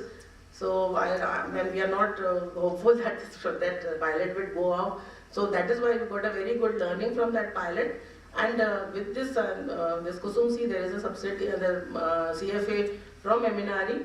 So we are very hopeful that we'll get a good rate and we'll not have to negotiate much further with the farmers. And then in this we have taken the capping of course is there of 7.5 HP, but we have taken the complete feeder. And we have calculated the CFA according to it. Of course that part the developer or the farmer will have to bear.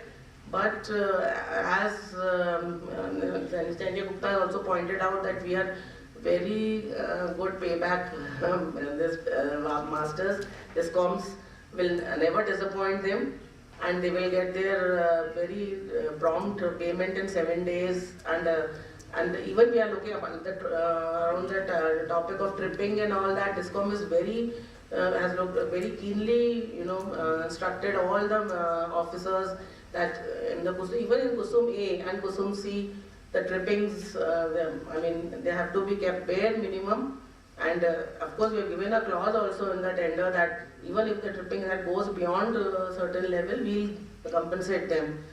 And the major issue, I think, which somebody also had quoted, that the surplus, I think Anil had said that when this agriculture load is not there, what should happen to?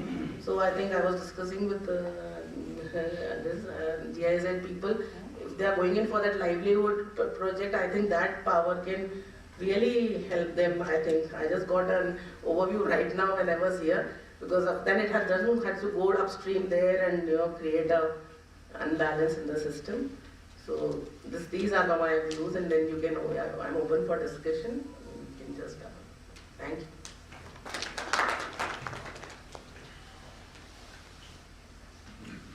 Thank you so much, Ms. Mathur.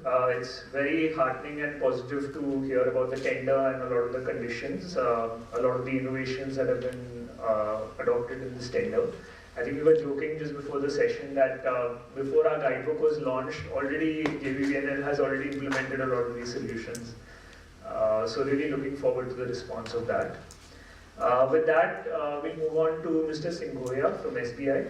I think a lot of stakeholders have already said that financing is the main challenge, so everyone's waiting to hear eagerly from you.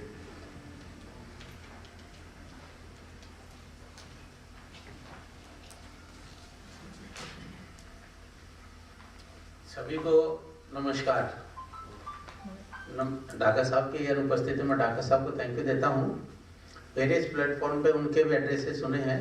He is very much encouraging और बहुत ही positive way में एक government के साथ में lead करने के लिए मैंने उनके 2, 4, 5 बार वक्तव्य सुने हैं। पर really very much aggressive regarding this issue, और उसमें कहूँ कि गुप्ता जी का नाम उसमें साथ नहीं आए तो एक कमी हो जाएगी। तो thank you Gupta ji also. एक स्टेट लेवल का एक कैंपेन है एक तरह से, और बहुत बड़ा एक युग है कि जज्बा का एक काम है जो कि नेशनल लेवल पे राजस्थान को आगे लेके जा रहा है।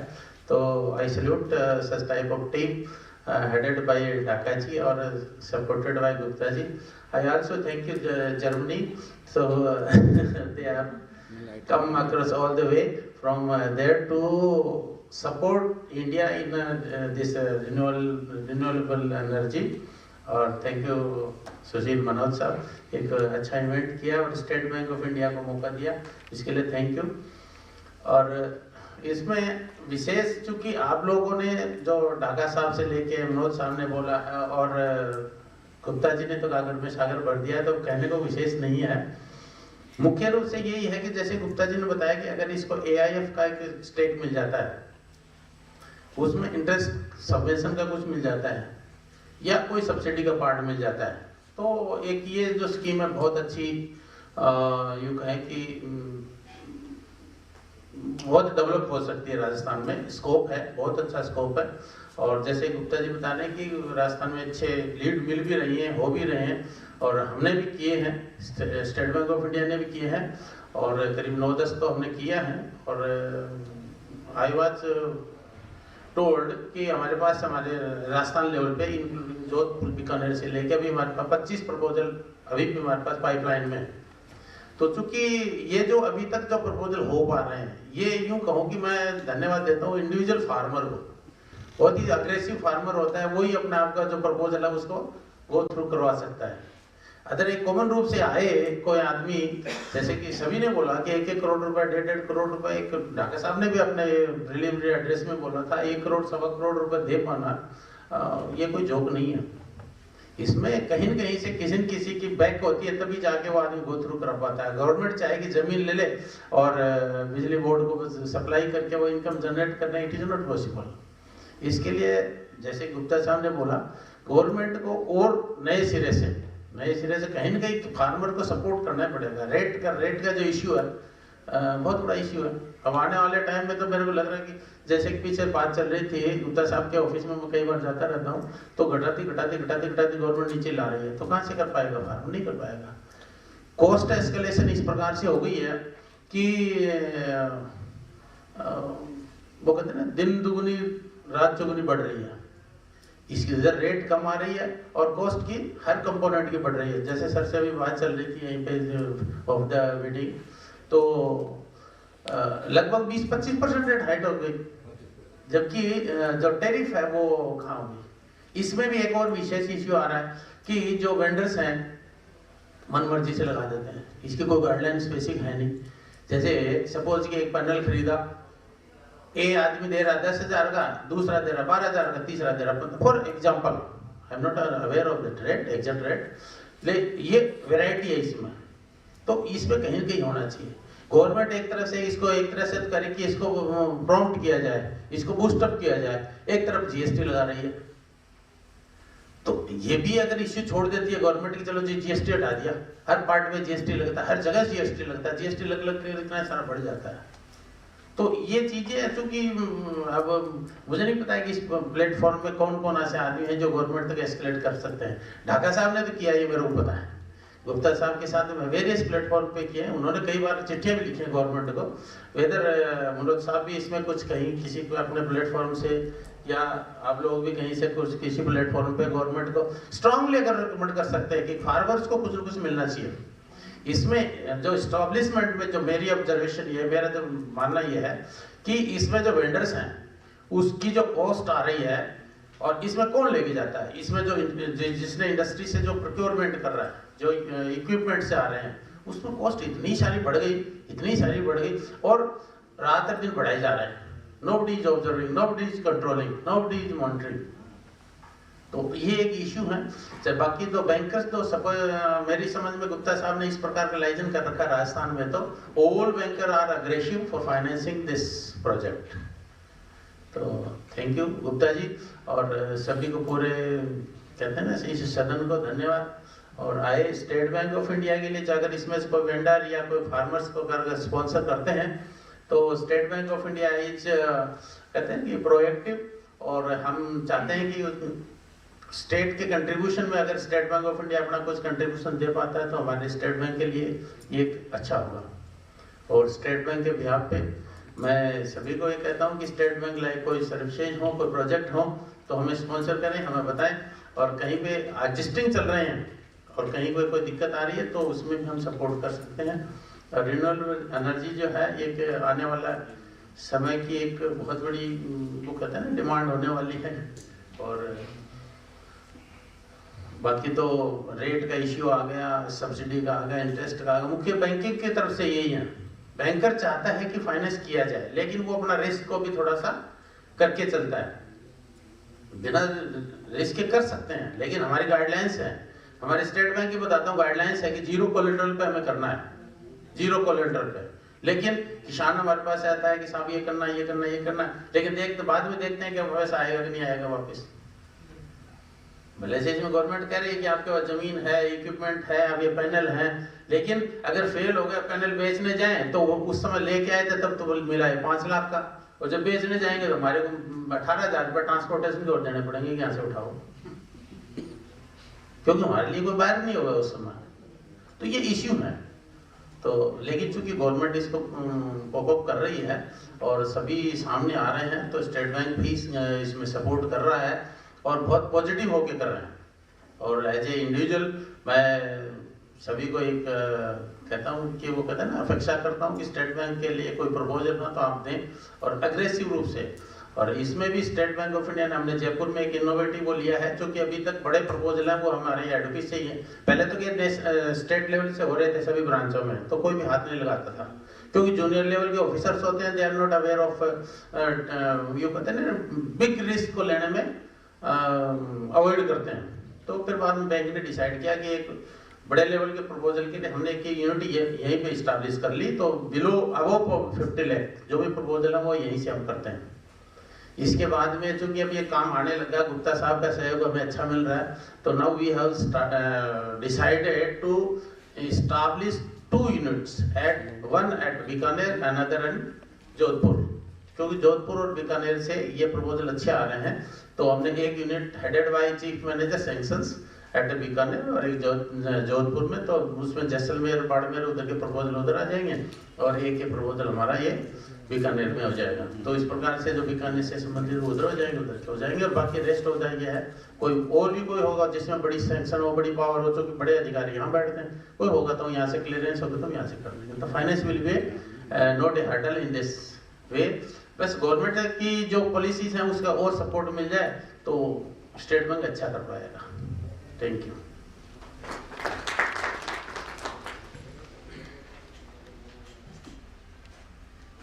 Thank you so much, Mr. Singhoya, for your passionate remarks. Really, State Bank of India, is going to be the backbone of supporting schemes like this and ensuring its uptake in the future. Now, I'd like to invite Ms. Kritika Kumar. GIZ has been doing a lot of innovative, projects and coming up with business models and solutions. So, if you can maybe share some in your opening remarks.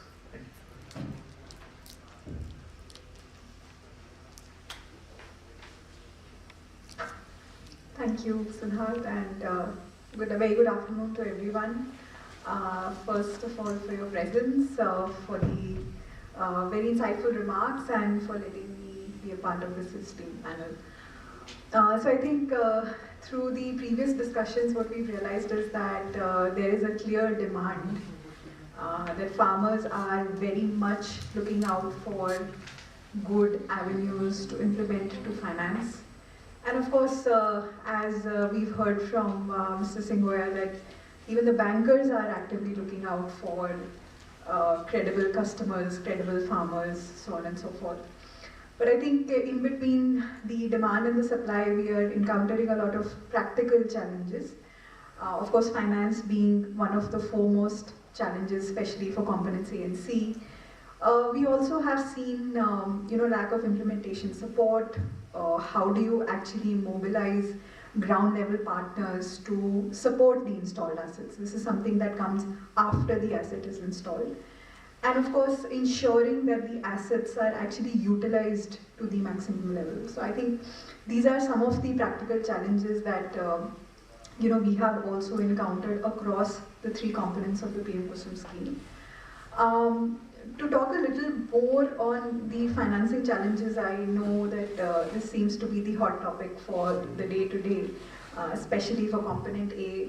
We feel that the issues of collateral, rate of interest, higher rate of interest, higher margin money, need for a longer tenure because banks are not willing to finance very long tenure projects to contain their risk. We also feel that there is a lot of need for knowledge enhancement, not only from the point of view of farmers, but also bankers to capacitate them. And all of these, instead of viewing them as challenges, we actually see them as opportunities, which are giving us the way to move forward as we look at the sustainable implementation of the scheme.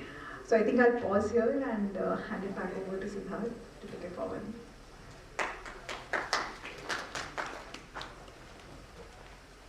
Thank you so much, Kritika.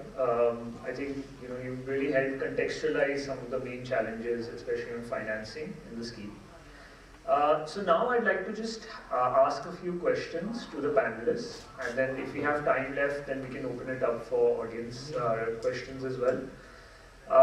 So I think the first question is to you, Mr. Gupta. Despite the initial success of PM KUSUM A in terms of interest from farmers, allotment, PPA signings, only a few projects have seen on-ground implementation. We've already touched upon what are some of the challenges that were faced in this, but it will be very interesting to hear about how what have been your learnings from this and how you're looking to refine some of this in phase 2 of KUSUM A, if it's possible.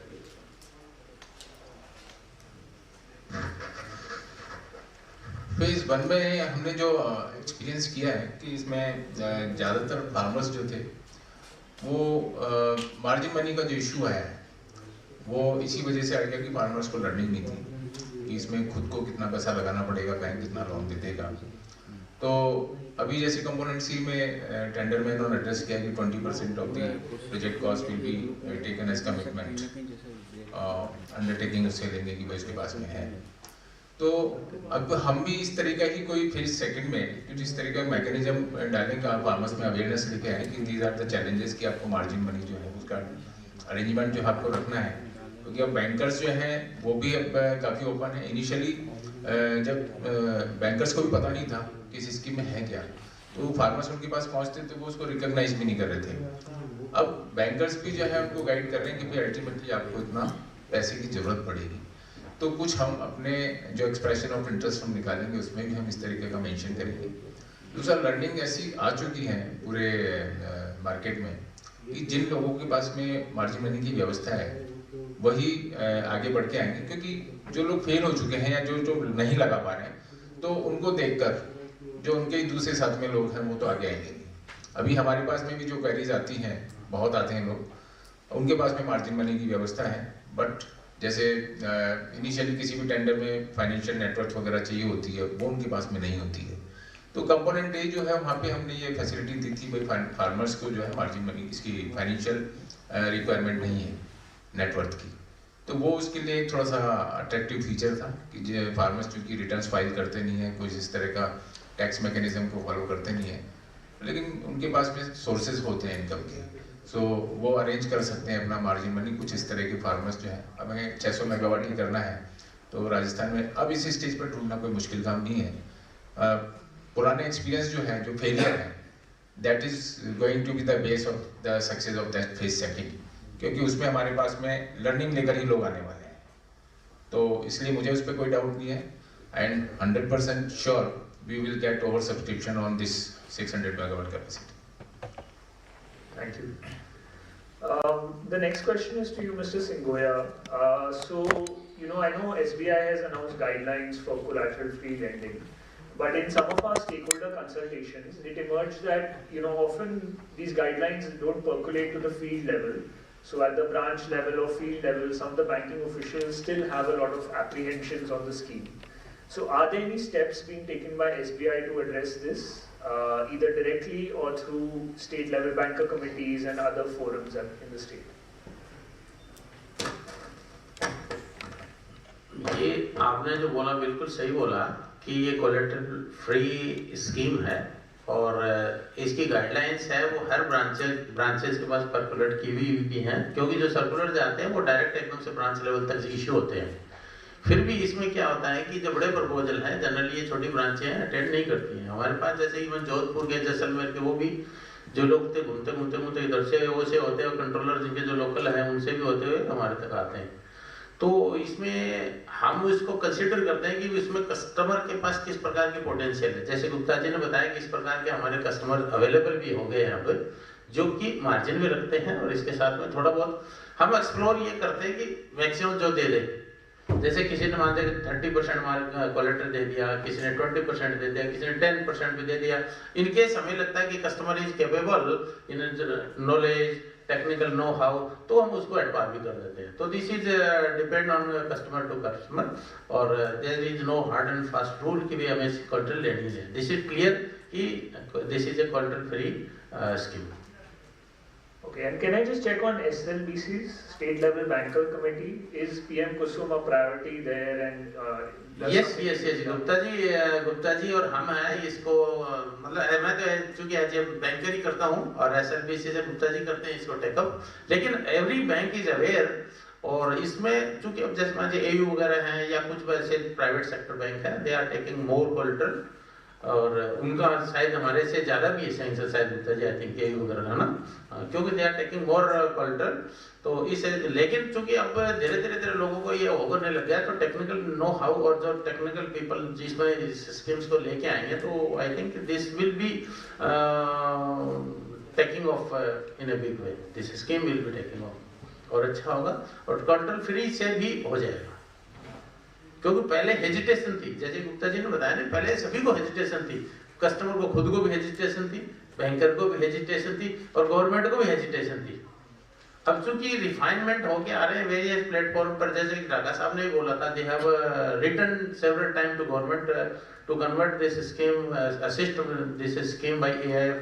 तो इस प्रकार से जब आएंगे ना, तो there will be big flow of such proposals in our state. Thank you. My next question is to you, Ms. Mathur. I think you've highlighted already a lot of strategies in the tender, but I think one concern that came up when we spoke to developers is the quality of the distribution infrastructure, particularly the 11 kV feeders. So has there been any upgradation of the feeders before undertaking, before announcing the bid, and how are you looking to address this challenge? I don't think there is any need for upgradation of the feeders. The feeder segregation program is already being taken under RDSS, and I think Rajasthan is the first state. Anas was talking about the virtual feeder segregation. We have already done a pilot in virtual feeder segregation, and 2 more pilots in JVVNL are on the way, and it has been proved that this is a very good strategy. And I think MNRE also has issued the guideline that the states will consult with RDSS that we can go for virtual feeder segregation. So I think we'll be very soon going on for virtual feeder segregation. And even we have given this in our tender that till 2.99 megawatt they will be connecting it to the 11 kV, and above that 33 kV. So 33 kV I think is very stable, and it doesn't need any further augmentation or anything. So of course we'll be very keenly looking for it, and they have to give it to the to our point. They have to bring the supply to our point. So that is not a hassle there. Only the main issue is like for trippings and all that. So that we are taking care of it. Like will be all the circuit breakers and everything are in place. We'll be seeing to it, because right now we have got complaints that. Of course, the GSS are not, this rural GSS are not very good maintenance and all. So circuit breaker is a major issue. Like if one feeder has to be closed, they have got one circuit breaker for all the feeders. So of course that will be taken care of if we are going it for a very large scale.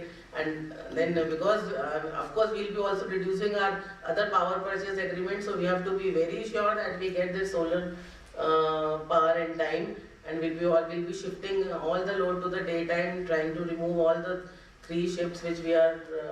This is the biggest. So of course it's a challenge for us, and I'm very sure the management will look to it.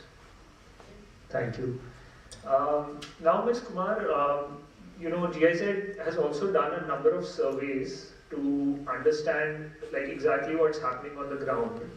And so are there any interesting insights from these surveys of farmers and installations that you'd like to share with us? Sure, thanks Siddharth. So I think one of the key surveys that GIZ had undertaken was covering more than 900 farmers across 4 states, including Rajasthan, Uttar Pradesh, Orissa and Tamil Nadu. And these were actually covering pumps installed through the other, pre-PM KUSUM era. And so few of the key learnings that we felt came out of the surveys was essentially that there is always a specific geographical context. So in case of Rajasthan, we saw that the pumps are actually being used to fill up the diggies, and these the water stored in the diggies are actually then used to irrigate the fields. Whereas in the other states, we clearly saw that the pumps are used directly to irrigate the fields. So we felt that, and it strongly come out in the survey, that the specific geographical context is something that needs to be kept in mind, needs to be prioritized. And I think Mr. Dhaka also mentioned that in the keynote address, that the specific categorization that we've seen, say for example in the northeast states as well, is something that needs to be prioritized, and that can be the case even for Rajasthan. The other thing that we saw was the solar water pump utilization in the state of Rajasthan was very high. So we were looking at nearly 180-85 days. And so even though this was very high amongst the surveyed states, we felt that this presents also an opportunity to further improve this utilization. And even though the farmers have been using the water from these solar water pumps for other residential, animal husbandry, etc., all these purposes, but still there is again a lot of scope to further improve. And as ma'am also said, that there are further livelihood activities that can also be supported. Because we feel that there is a need to actually maintain the long-term benefits of the installed solar assets. Thirdly, the puzzle on the after-sales services, I think this is something that has been discussed also at several points in time, where we feel that the infrastructure and the support systems are already in place, but they just need to be strengthened further. And this will basically not only enhance the overall experience of the farmer, as all of us have been speaking about, which is obviously key priority, but also help in de-risking financial institutions. The presence of a good after-sales service mechanism is also something that can bolster financial inflows for financing the asset. So we felt that we saw that toll-free numbers are present, but are they actually providing the right kind of inputs to the farmers? We felt that maybe there is a need to also capacitate local technical people who can support in providing these services, the after-sales services, because service centers are sometimes as far as 30 to 50 kilometers from the site of installations. These were, I think, few of the key findings that we felt, and of course there are issues with fluctuation in utilization with groundwater levels, so on and so forth. And I'm sure that policymakers are already addressing the grave groundwater situation, which I think most of the states are grappling with. But I think all these observations that we've seen from the survey are all opportunities as we now look forward to making headway with the second part of the PM KUSUM scheme. Okay, thank you so much. So where we are coming between you and your lunch, but I think it will be great to have a few questions from the audience. So if you can just mention your name, your organization, and which speaker your question is addressed to.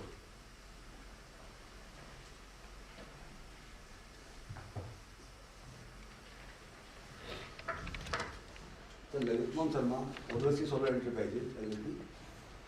मेरा पहला question Gupta ji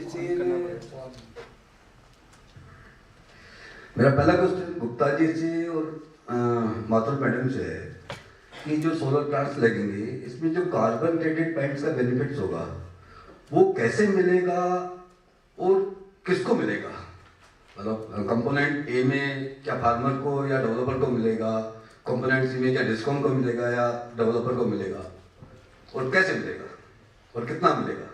Yes, I was just coming to this point because recently अभी बहुत अच्छा एक discussion हुआ था. तो Maharashtra has already, these are some hidden benefits जो अभी तक कभी बताए नहीं गए. तो carbon credit is one of that hidden benefit and farmer को मिलेगा, डेवलपर को मिलेगा पूरा क्रेडिट. और अगर आप कैलकुलेट करिए तो this is a huge amount. Like अभी हम 1 मेगावाट में जैसे उन्होंने बोला and what we are paying, there are around 16 lakh units per annum generate हो रही है.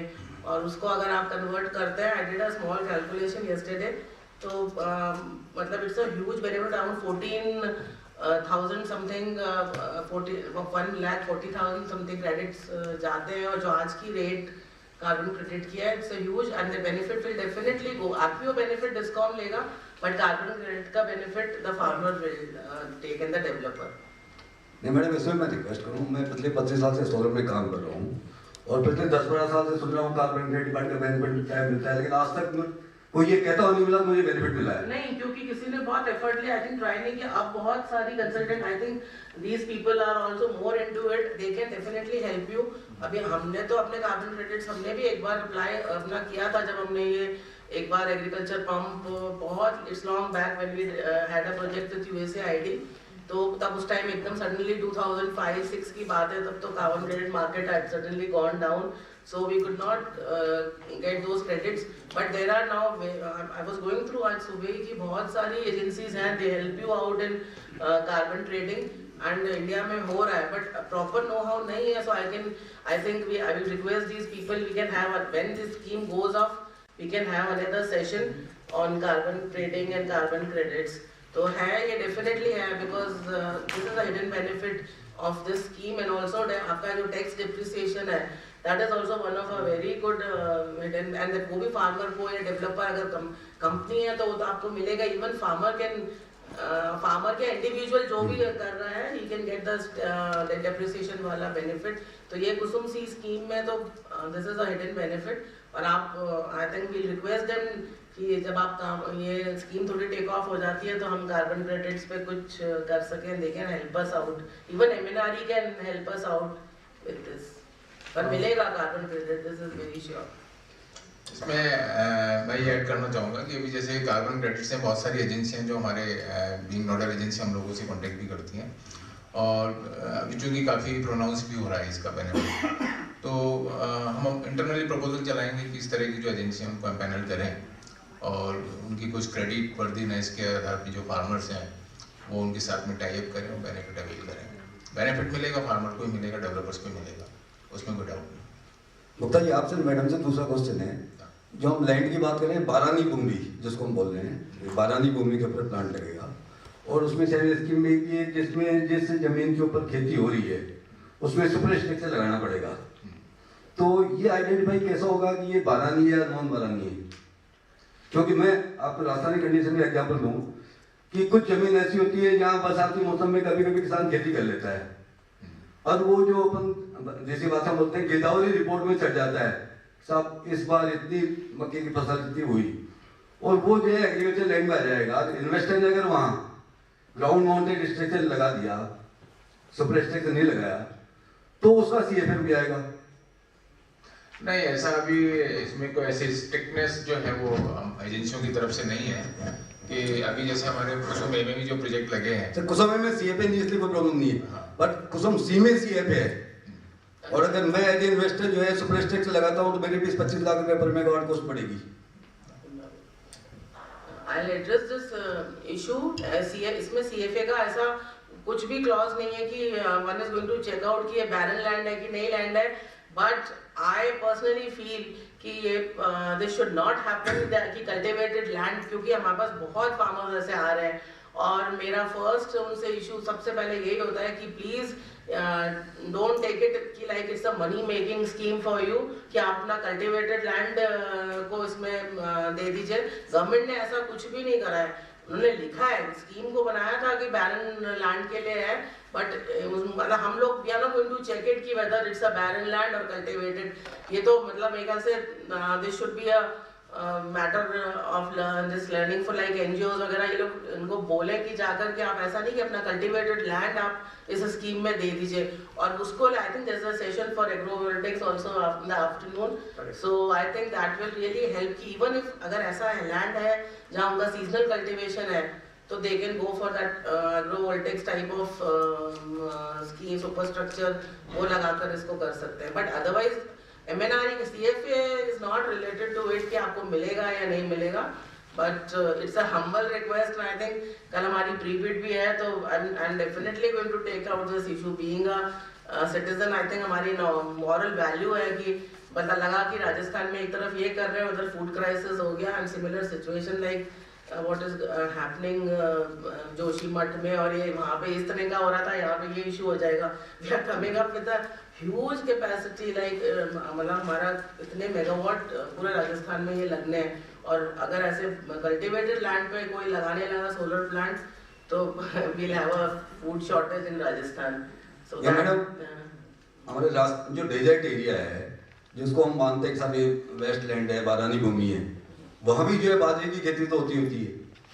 नहीं देखिए वो तो इतना ऐसा मैटर नहीं करता. अगर आप उसको देखेंगे कि अगर इतनी कम खेती के लिए किसान को कुछ मिल ही नहीं रहा है, he cannot even earn his livelihood with that, तो फिर तो ये लैंड को यूज करना इट्स ओके. बट जहाँ अच्छी खासी कल्टिवेटेड लैंड है उस पर अगर फार्मर, क्योंकि ये स्कीम एक्चुअली हमारे साथ ऐसा ही हो रहा है, स्काई पोर्टल पे इतना प्रोपोगेट हो गया कि लोगों को मतलब ऐसा लगने लगा हर तरह का किसान, हर तरह का मतलब it's a interest in our office. पूरा दिन मेरे को फोन मेरे बजते रहते हैं और यही स्कीम हमको लगाना है, हमको लगाना है, तो इतना मतलब थोड़ा सा गलत पॉपुलराइज भी हो जाती है कई बार कोई स्कीम. तो ऐसा नहीं, अगर फार्मर को कोई फायदा ही नहीं हो रहा, पूरे साल में वो कुछ भी नहीं कर पा रहा, तो वो अपनी लैंड को इवन अगर उसके पास पैसा नहीं है तो वो लीज पे भी दे सकता है, उससे अच्छी खासा अर्निंग है. आपने देखा होगा हमारे टेंडर में कितना हमने अमाउंट, लीज अमाउंट हमने बहुत अच्छा दिया है. It's a very handsome amount. तो कुछ किसान है जिनको कुछ भी अर्निंग नहीं है, उधर भी नहीं लगा सकते, तो लीज पे भी दे सकता है. पर अब छोटी मोटी खेती हो रही है तो वो तो ठीक है, वो that he can part of with that. इसमें क्या है कि थोड़ा सा माइंडसेट का भी है. अभी रूरल एरिया में एग्रीकल्चर वैसे भी बहुत ज़्यादा प्रोडक्टिव फार्मर्स के लिए रहा नहीं है. एग्रीकल्चर लैंड भले ही है, लेकिन हमने मतलब इतना डिस्कशन होता है फार्मर्स के साथ में, कहीं 12,000-15,000 रुपये पर बीघा से ज़्यादा आउटपुट निकलता नहीं है. तो फार्मर क्या है कि वो भी मजबूर है. तो कहीं ना कहीं ये अपना पॉलिसी का भी फेलियर है कि हम उसको उसका एग्री का आउटपुट इतना नहीं दे पा रहे हैं, जिसकी वजह से वो कल्टिवेटेड लैंड होने के बावजूद वो उसको अनकल्टिवेबल मैनर में कंसीडर कर रहा है, उसको बंजर की तरह ट्रीट करने को आमादा हो रहा है. तो कहीं ना कहीं बैलेंसिंग आगे जाके बनानी पड़ेगी, क्योंकि बहुत सारी कैपेसिटी अभी डिस्कॉम्स का तो मैं देख रहा हूँ कि शायद 10-12-15 हज़ार मेगावाट के जो सब स्टेशन है वो आने वाले हैं कैपेसिटी. तो वहाँ पे अगर मान लो 10,000 मेगावाट भी आता है तो करीब 20,000 हेक्टेयर लैंड जो है वो इस तरह से अगर एग्रीकल्चर नॉन एग्रीकल्चर में बदल जाएगी तो देयर में be a big issue of food security. तो कहीं ना कहीं आगे जाके इन चीज़ों पे भी सोचना पड़ेगा कि शायद अभी हम नहीं देख पा रहे हैं कि भाई किस लैंड पे लग रहा है, बारानी है या नहीं है, but end of the day in चीज़ों पर एक बार सोचना जरूर पड़ेगा कि लैंड किस प्रकार की यूज़ हो रही है. और अगर हो रही है तो स्टिल्ट वाला भी अगर एक ऑप्शन हो सकता है, उसके लिए फिर वो टैरिफ वाली प्रॉब्लम आती है कि वहाँ पे प्रोजेक्ट कॉस्ट बढ़ रही है, तो टैरिफ जो है वो उसी में एकोमोडेट करना है तो मुश्किल हो जाता है. लेकिन देखते हैं, अभी तो चीज़ें शुरू हुई है, आगे जाके कहाँ तक पहुँचती है. वाटर लेवल डाउन हो गया जमीन में. वाटर लेवल डाउन हो गया तो जो पैदा पहले हो रही थी वो नहीं हो रही है. नहीं वो ठीक है, लेकिन टेक्नोलॉजी भी इम्प्रूव हो रही है, कम वाटर वाली फसलें भी आती हैं. उसमें जैसे मेरा खेत में कुआं नहीं, मैं पड़ोसी से पानी लेता हूँ. हाँ. तो उसका पहले 100 रुपए घंटा था, अब 600 रुपए घंटा है. इसका नेक्स्ट सेशन में डिस्कस करेंगे. गुप्ता जी गुप्ता सर आपके RRCL second case. Sorry I think let's give others also an opportunity, और बाद में पूछ सकते हैं आप ये क्या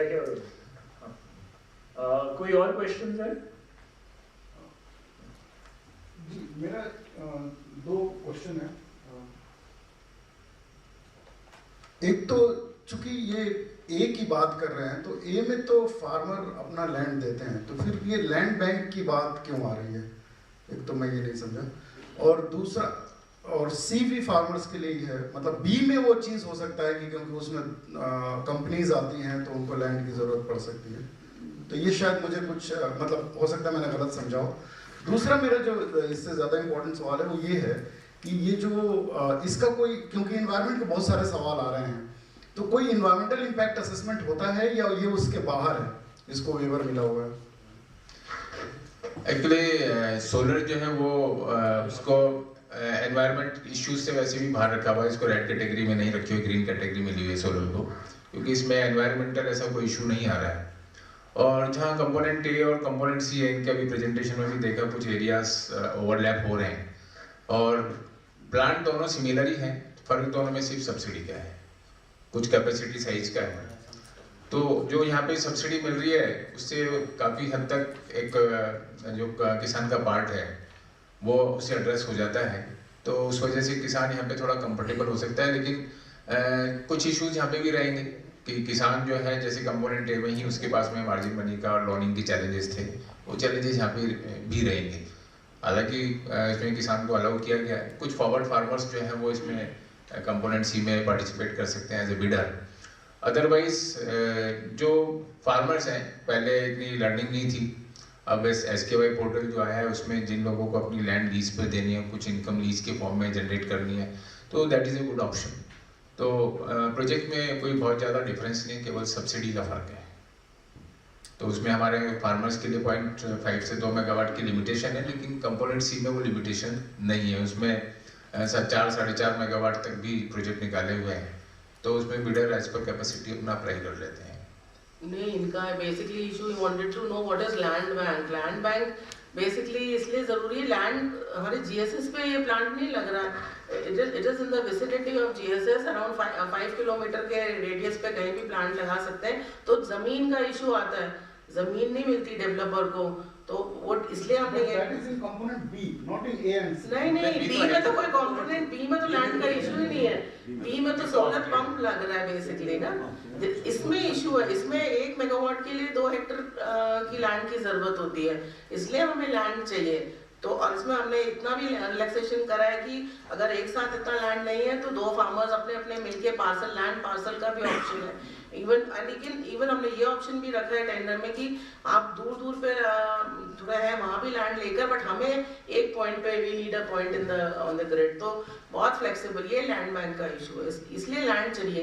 लैंड फार्मर्स ने रजिस्टर करा है, इसमें तो 1 मेगावाट के लिए आपको 2 हेक्टेयर लैंड चाहिए। ठीक है, हमने मैक्सिमम लिखा है 2 हेक्टेयर, पर आजकल मोनोस में लैंड अंडरस्टैंड। मैं ये सॉरी मैं शायद गलत समझ रहा हूँ, मैं ये समझ रहा हूँ कि इसमें वही फार्मर आ रहे हैं जिनके पास ऑलरेडी लैंड है, और फिर आपने ये फ्लेक्सिबिलिटी भी दे दिया कि ऐसे 2 फार्मर भी मिलके अपना लैंड मिला के दे सकते हैं। तो लैंड बैंक बनाने की कहाँ जरूरत है जब फार्मर के पास ऑलरेडी लैंड है? जरूरी नहीं है कि इसमें फार्मर्स ही पार्टिसिपेट करें ना, farmer are registering their land कि हमारा लैंड है ओपन, तो डेवलपर उस पर दूसरे डेवलपर, हाँ डेवलपर तो हम तभी तो हमने रजिस्टर किया है। There is no environmental impact. हाँ, डेवलपर को तो हमने रजिस्टर करा ही है ना। समझ गया, sorry I was getting one final question. मेरा नाम नगेंद्र सिंह है और हम ट्राइबल इलाके में वागदरा संस्थान से हूँ और आपका ट्राइबल इलाके में काम करते हैं। जैसे कि पहले सर बता दें कि आपने 15 HP के लिए सरकार को लिखा है सब्सिडी के लिए, क्या 1 HP या 2 HP के लिए भी कुछ हो रहा है कैसा कुछ? जो लोअर HP के प्रोजेक्ट्स हैं उनको तो इंक्लूडेड है, वो तो 1 HP का है क्या? नहीं, अभी जैसे हम तो तक ऐसा नहीं, हम लोग जो इम्प्लीमेंट कर रहे हैं A और C, तो वो तो ग्रिड कनेक्टेड प्रोजेक्ट्स हैं, तो उसमें इंडिविजुअल फार्मर को तो कोई फर्क पड़ता नहीं उससे कितने HP का है उसका। आप B के लिए बात कर रहे हैं क्या? तो B वाला तो ऑलरेडी है ना, उसमें तो लोअर HP के भी नहीं है उसमें। ओके, क्योंकि सर पहले कहते 15 HP के लिए किसान के लिए, तो मुझे लगा तो आप एक बार MNRE को एड्रेस करके एक बार लिख देना, या हॉर्टिकल्चर डिपार्टमेंट को रिप्रेजेंट कर लो अगर इस तरह की यहाँ पे नीड है, क्योंकि ऐसा बहुत नीड है उदयपुर ट्राइबल एरिया में छोटा। अगले सेशन में शायद वो लोग भी लिंकअप हो रहे हैं, तो एक बार आप वहाँ रेज करना इस issue. Okay, so I think this was a very interesting panel discussion. Both we got into the practicalities of implementing KUSUM, component A and C, and also focused on some of the wider and broader policy solutions that need to be addressed. So please thank me in thanking all of the panelists today for sharing their great insights. one session of this policy dialogue. May I begin with inviting Mr. Ujjwal Kumar on the dais, please, and Shri Om Prakash Pareek ji. Ujjwal is an assistant director at KUSUM International, looking after competition, trade policy and energy vertical. And Om Prakash Pareek ji is founder of Hanuman Gram Vikas Samiti and Fruit Producers Organization. Now I would like to begin with a presentation on learning by doings. That is, what innovative ideas we can implement while simultaneously moving ahead with the KUSUM scheme in terms of project installation, in terms of concerns relating to mostly environmental and social impacts, in terms of whether we are getting the intended benefits that we were supposed to get through this scheme. So I'll just begin with first one. May I get the just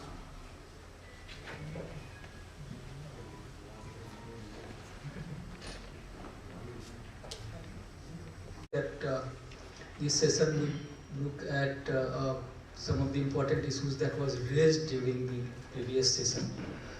कि अगर सारे खेत solar power में लग जाएंगे तो food security का problem हो सकता है. This was one of the issue that came. इसमें हम लोग ये भी डिस्कस करेंगे कि अगर सोलर पावर डे टाइम पानी आता है तो क्या भूजल नीचे चला जाएगा या उसका भी कोई सोल्यूशन है क्या नहीं, क्योंकि वो हम लोग को लॉन्ग टर्म भी देखना होगा कि ये सिर्फ सोलर से काम नहीं चलेगा. तो जहाँ तक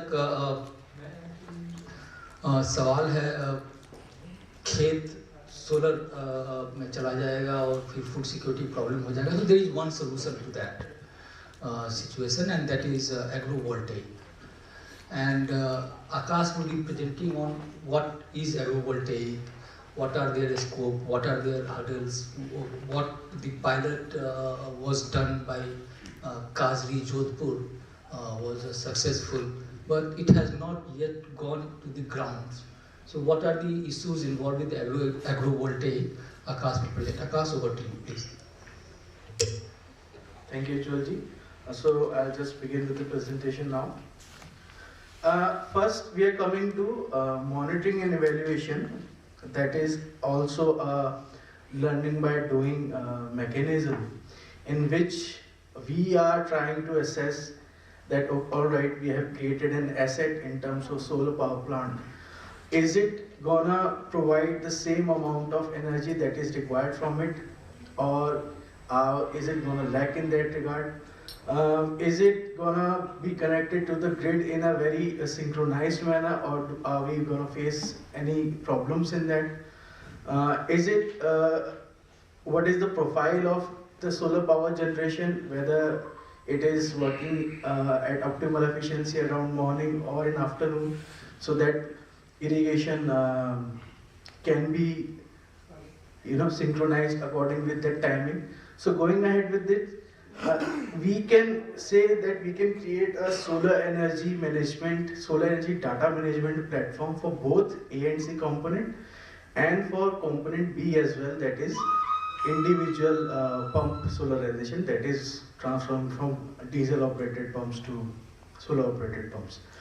So again, these remote monitoring systems, how they can help is they can identify what is the capacity utilization factor, that is simply speaking how many hours it can produce electricity over a day, and at what point of time there is a maximum output from it. Grid availability also, it can provide information whether what is the right time that the grid is available for power evacuation, or whether or not grid is not free. So because we have seen a lot of concerns relating to grid unavailability because of excess power, and sometimes even there's less power circulating in the grid, and the solar power also is not generating. So to match these both components, power generation and grid facility, power evacuation facility, these remote monitoring systems can help us out a lot. Generation profile, as I mentioned, we want to know what is the exact time that our system is generating power so that we can schedule our irrigation systems.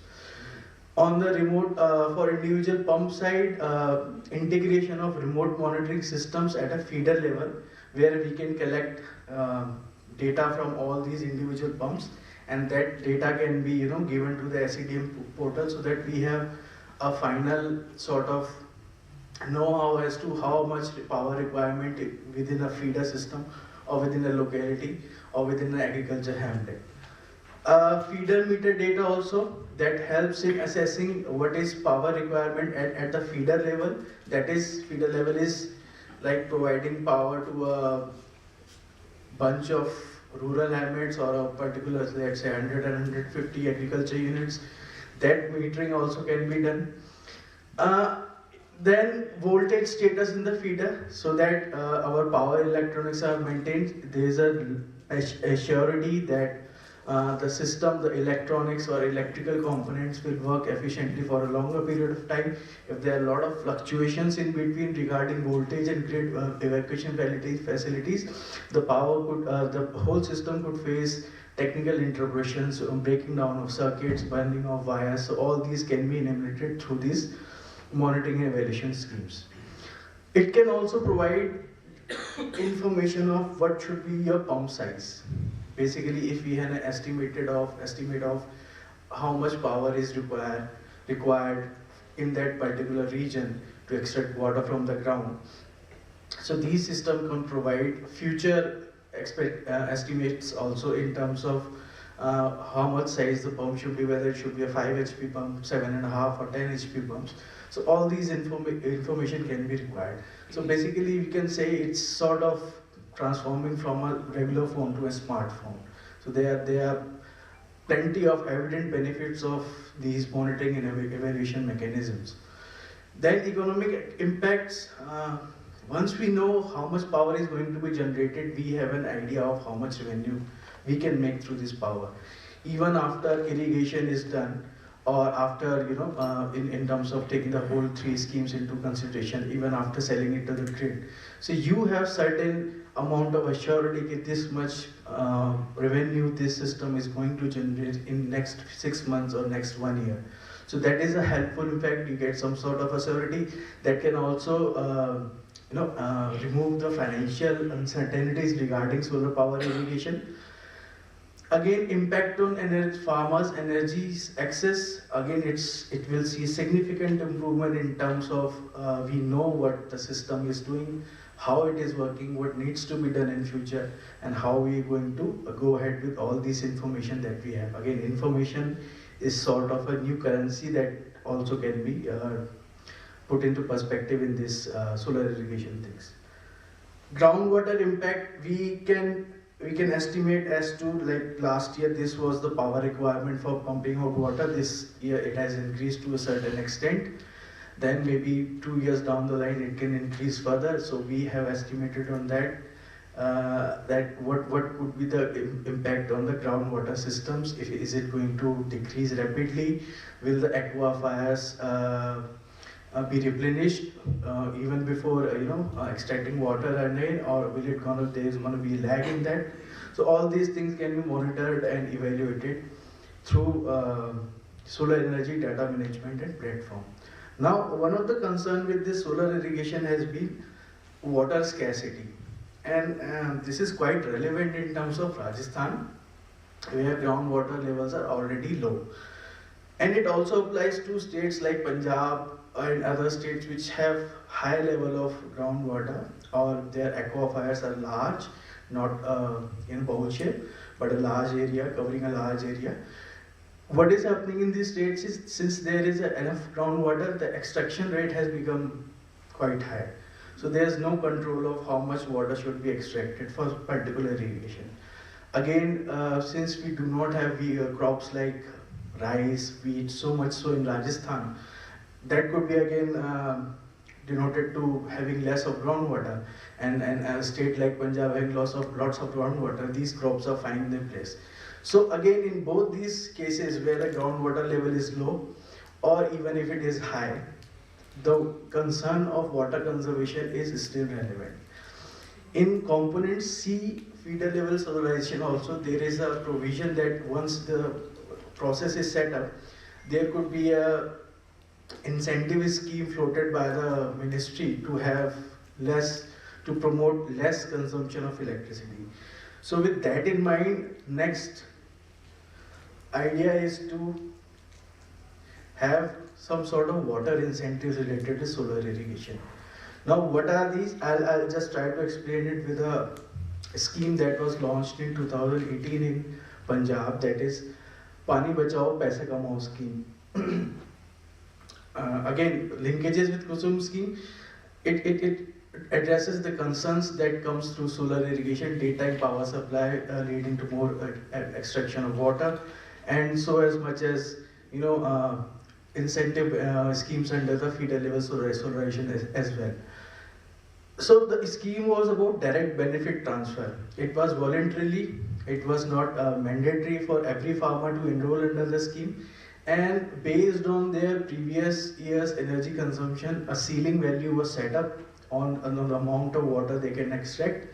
That can be measured to electrical units consumed in that extraction of water, and an incentive of 4 rupees per unit was given to these farmers. That was initially planned. So it has worked in some sort of relevant way, but has not been so much successful. But yes, it is a very efficient and well-structured scheme. What they did was, the government initially had demonstration farms, so that the findings from the demonstration farms can be easily conveyed to the farmers, and the enrollment could be on a much higher scale. Again, there was so much of ease of operation in this scheme, in terms of there was no fine for overconsumption of electricity. Only if you consume less you will be paid. It was voluntary, not mandatory. And it prompted even some farmers to have meters installed on their units because of this economic perspective to this. Otherwise, farmers were reluctant to have meters installed. After the launch of this scheme, there were certain cases the farmers were willing to install meters. Okay, right now this is the consumption, next year the consumption will be lower than this. So I'll get some sort of incentives out of it. So that was the idea behind that. Demonstration farms had, it promoted micro irrigation like sprinkler and drip irrigation systems. It also promoted crop diversification that gives time to soil to replenish, to have those minerals and other chemicals required in soil quality to be restored through this. Flow meters that can assess that the irrigation done till now is now enough, and they can indicate whether we should stop, the pump can be stopped now. So they track the volume of water fed to the farms. Remote operation devices, again, automatically switching off and on pumps and timely, that can be also, that was one benefit of that. And again, as a result of that, increased productivity and returns. So once these things were sort of showcased to farmers, that look, over a period of 6 months we have had these sort of benefits, not only in terms of money generated through electricity, less electricity consumption, but also through other innovative ideas that can lead to higher yield and better returns. It was, the structure of it was very institutionalized in terms of consultations. There were a lot of consultations before implementing these schemes with other government agencies, water departments, irrigation departments, people involved in irrigation activities, researchers. So a whole lot of consultations were done. Only after that, this scheme was launched. There was some political will included as well in terms of setting up executing committees at the field, district and state level. So the intent was right, the political will was right, so that this scheme has come out to be a sort of a beneficial for farmers, as well as a way to reduce water consumption in the state of Punjab through direct benefit incentives. So similar sort of incentives can be introduced in Rajasthan, taking into account the geography, the economic situation of the farmers, because farmers in Punjab are considered to be rich or having a large land holdings, whereas in Rajasthan, marginal farmers are more. So in these regards, this scheme can be implemented also. Now, moving on to innovative irrigation technologies. That is again one way, apart from introducing monetary beneficial schemes, that we adopt certain technologies that can help us out in consuming less water, meanwhile maintaining the crop productivity. So drip and sprinkler irrigation, as I said, we have a drip system, a pipe system that runs around the ground, and surface irrigation that uses the gravity for the flow of water, center pivot irrigation, then we have rotating sprinklers, sub-irrigation, that is only the root of the plant or the crop is watered, rest of the water is recollected through seepage system. So all these technologies can be involved. Rainwater harvesting again is a very significant phenomena, although it hasn't picked up yet in much of the state in Rajasthan, but if you go in certain parts of South India, you will see rainwater harvesting has quite been effective in not only for the use of residential purposes, but also for irrigation as well. Decreased labor, so you don't have to do manual irrigation of the farms, or carrying out water loaded buckets and providing water to the farms.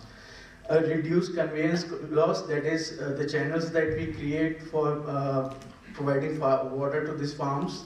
The conveyance loss is that if certain amount of water is released from one point, by the time it reaches 200 meters down the farm, the certain percentage of water is lost, और the soil has absorbed this water. The channels जो नालियाँ बनी होती हैं उसमें जो side में water जो loss होता है वो reduce हो जाता है आपका. Then prevent soil erosion also. Again, it is a formal fact. The optimum amount of water given to the soil or the land, excess of that, it will result to soil erosion, and even to the surrounding areas of the farm, which are quite wet due to this flood irrigation system, that can be restored. Less weed growth in जो पगडंडियाँ होती हैं और side में channels के across में जो weed growth होती है, which needs to be cut down on a regular interval of time, that is also done away with. So these are a lot of irrigation innovative ideas that can be implemented that are cost effective as well as less manual labor intensive. Affordable, these are not pricey things. I think one of the example was कि 1.25 lakh में we can have the whole system put in place. And then automated system, again these can be automated in combination with your sort of remote monitoring systems and monitoring and evaluation techniques. Both of these combined can give a huge returns and huge benefits for farmers.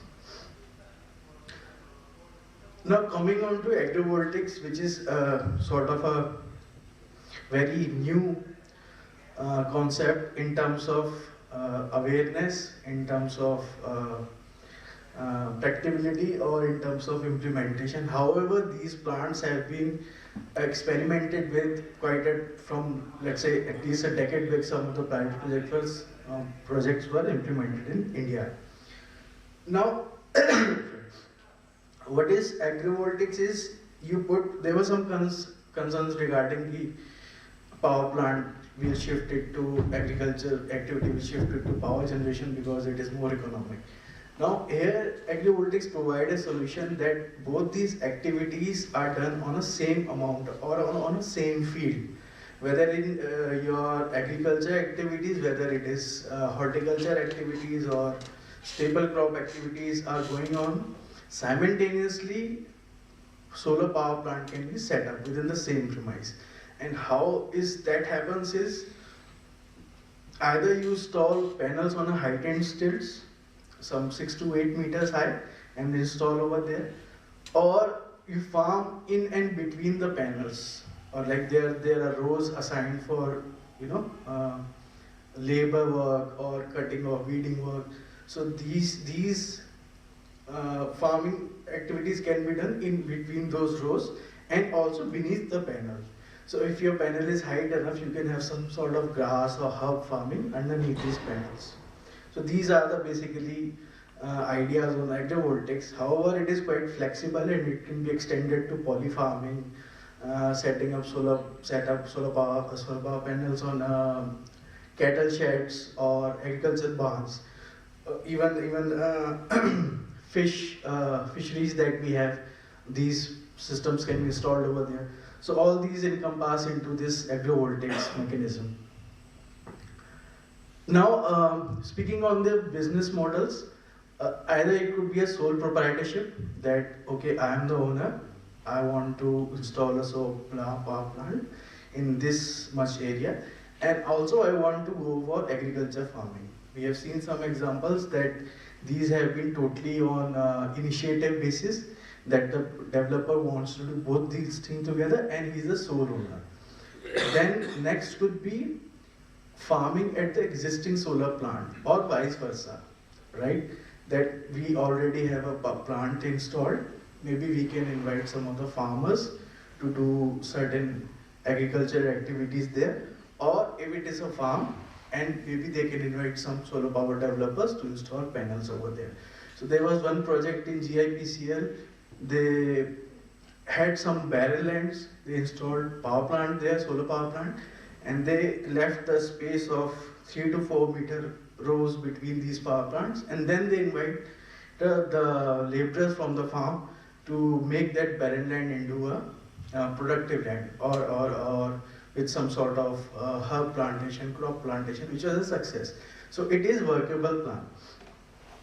Now, what are the benefits? So land use efficiency. So you have 1 acre of land for farming, and then you have 1 acre of land for solar power plant. Now, if you combine both these activities within that 1 acre, your land use efficiency significantly increases.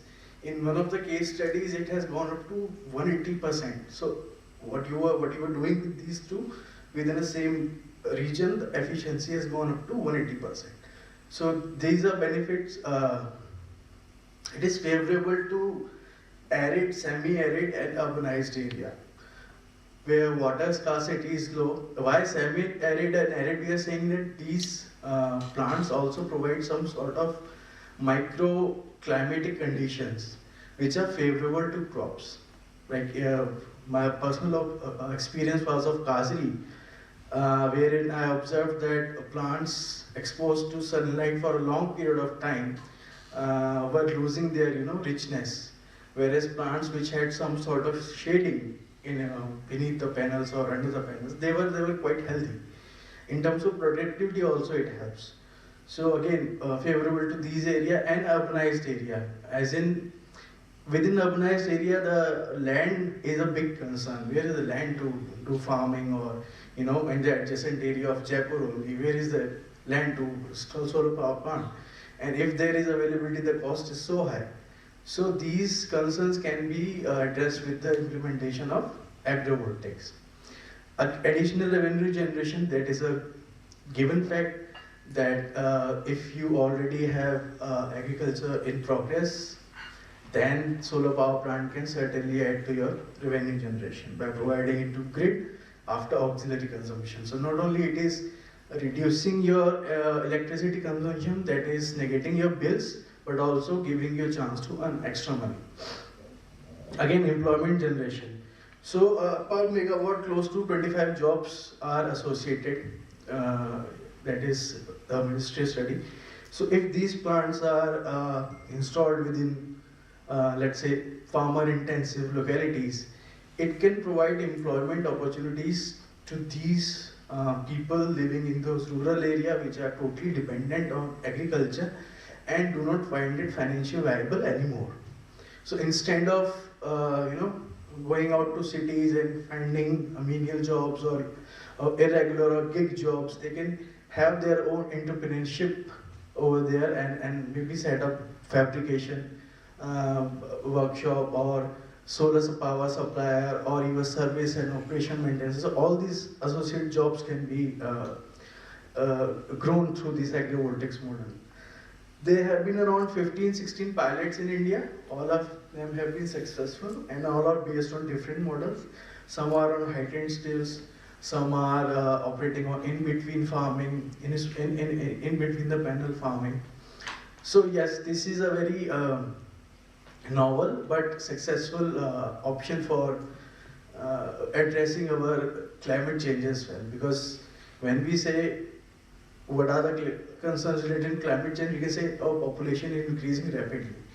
We need more people to feed every year, so that requires more area for doing agriculture activities.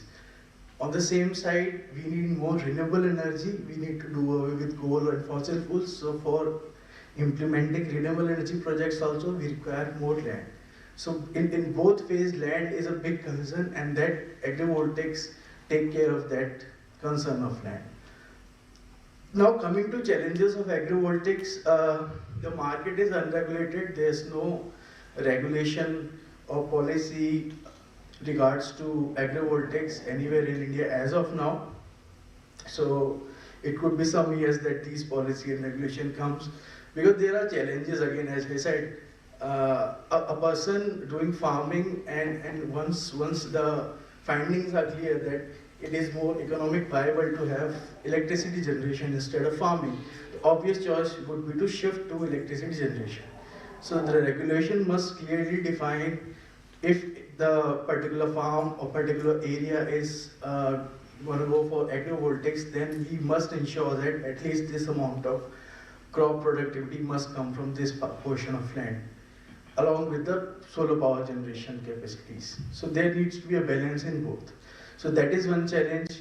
There's a requirement for capacity building also. Farmers are not aware of as to how these agrivoltaics can be taken care of in terms of operation and maintenance, as well as there are safety concerns with the 1000-volt DC cables lying underground or over the head. There are some sort of concerns of machine operability, whether tractors can be, plied through these fields, other agriculture machinery can be plied through these fields. So these sort of challenges are there. Preference to electricity generation, as I mentioned, the farmers would be, inclined towards going for purely electricity generation than, let's say, for manual labor-intensive farming activities.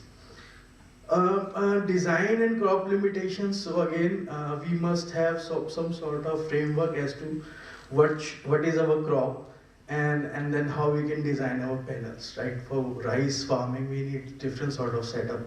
For herb farming or horticulture, we need different sort of setup. So these are some of the challenges pertaining to agrivoltaics. Maybe I'll make it more clear by this image over here. We can see here is, first one is the aerial view of a solar power plant that is in between panels. Second one is installed with a rainwater harvesting system in place. Third one again on stilts and heights. Fourth one again, fifth one again, and then fifth one we have banana farming over here. And last one also we have rice and paddy fields over here. So these are some of the designs we have ground mounted also, and we have on the stilts as well. Now, what are the international experiences with these agrivoltaics? So as you can see, China is a sort of leader in this regard, with close to 2 gigawatt of capacity, promotion through PV poverty alleviation and power generation schemes. There is a company developing 1 gigawatt agrivoltaic in Ningxia province, then Japan, followed by China. Installed capacity 500-600 megawatt. Again, promotion through feed-in tariff schemes. So these countries have these schemes in place that we in India do not have. So new energy industrial technology development organization published new guidelines have been published in different countries. Germany with installed capacity of 15. German regulation again promoting for 403 megawatt agrivoltaics. Fraunhofer Institute has already published guidelines for agrivoltaics. Italy, followed by Germany, is planning to have 1 billion of investment and 2 gigawatt agrivoltaic capacity. They have these agencies assigned for taking the care of this, taking the progress of agrivoltaics further. National Energy has launched National Network for Sustainable Agrivoltaics. France Agrivoltaics is the world's first associate for agrivoltaics, formed in 21. Environment Energy Management Agency defined standard for agrivoltaics in last year. Several rounds of tender have been issued with more than 100 megawatt of capacity already allocated. So all these countries have defined their guidelines and their targets are in place. It is just a matter of time that we in India too would have certain regulations regarding to agrivoltaics, not only agrivoltaics but innovation technique such as monitoring and evaluation, irrigation technologies, direct benefit incentive schemes as well. So with that, I rest here. Thanks a lot. Thank you, Akash, for that insightful. Unfortunately, we and Bhavesh Savar have to leave, and he promised that someone from Atal Bhujal Yojana will come, but he has not turned up yet. So we have panelist COP Pareek sir. Pareek sir works at the grassroots level with farmers, so हम उनसे किसानों की प्रतिष्ठा जानना चाहेंगे कि सारे संदर्भ में किसान कैसे सोचते हैं, क्या कर सकते हैं उस लेवल पे। पारेख साहब। नमस्कार। अभी जो आप पूर्व वक्ताओं से बहुत कुछ इस सोलर के बारे में आप सब लोगों ने जाना है, तो मेरे भी विचार चल रहे थे, क्योंकि मैं कहीं न कहीं फार्मर से धरातल और ग्रास रूट पर काम करने वाला व्यक्ति हूँ, और इस सदन में वो लोग नहीं हैं, किसान भाई नहीं हैं, खैर कोई नहीं है, क्योंकि वो शायद आपकी भाषाओं को कम ही समझते हैं। लेकिन ठीक किया आपने मेरे को इस मंच पे साझा किया, और यह आपकी आवाज़ बहुत सारे किसानों के बीच में चली जाएगी। मैं धन्यवाद देना चाहूँगा कि जिन्होंने मेरे को यहाँ पर इस मंच के लिए शेयर किया है कट्स इंटरनेशनल को। और ग्रास रूट की जब बात करते हैं, किसान के धरातल की बात करते हैं, तो ये पक्का है कि जो हमारी PM कुसुम योजना है, और किसान के अभी वहाँ भी किसी ने ये प्रश्न भी किया था कि भाई 1 HP 2 HP के सोलर क्यों नहीं लग रहे हैं।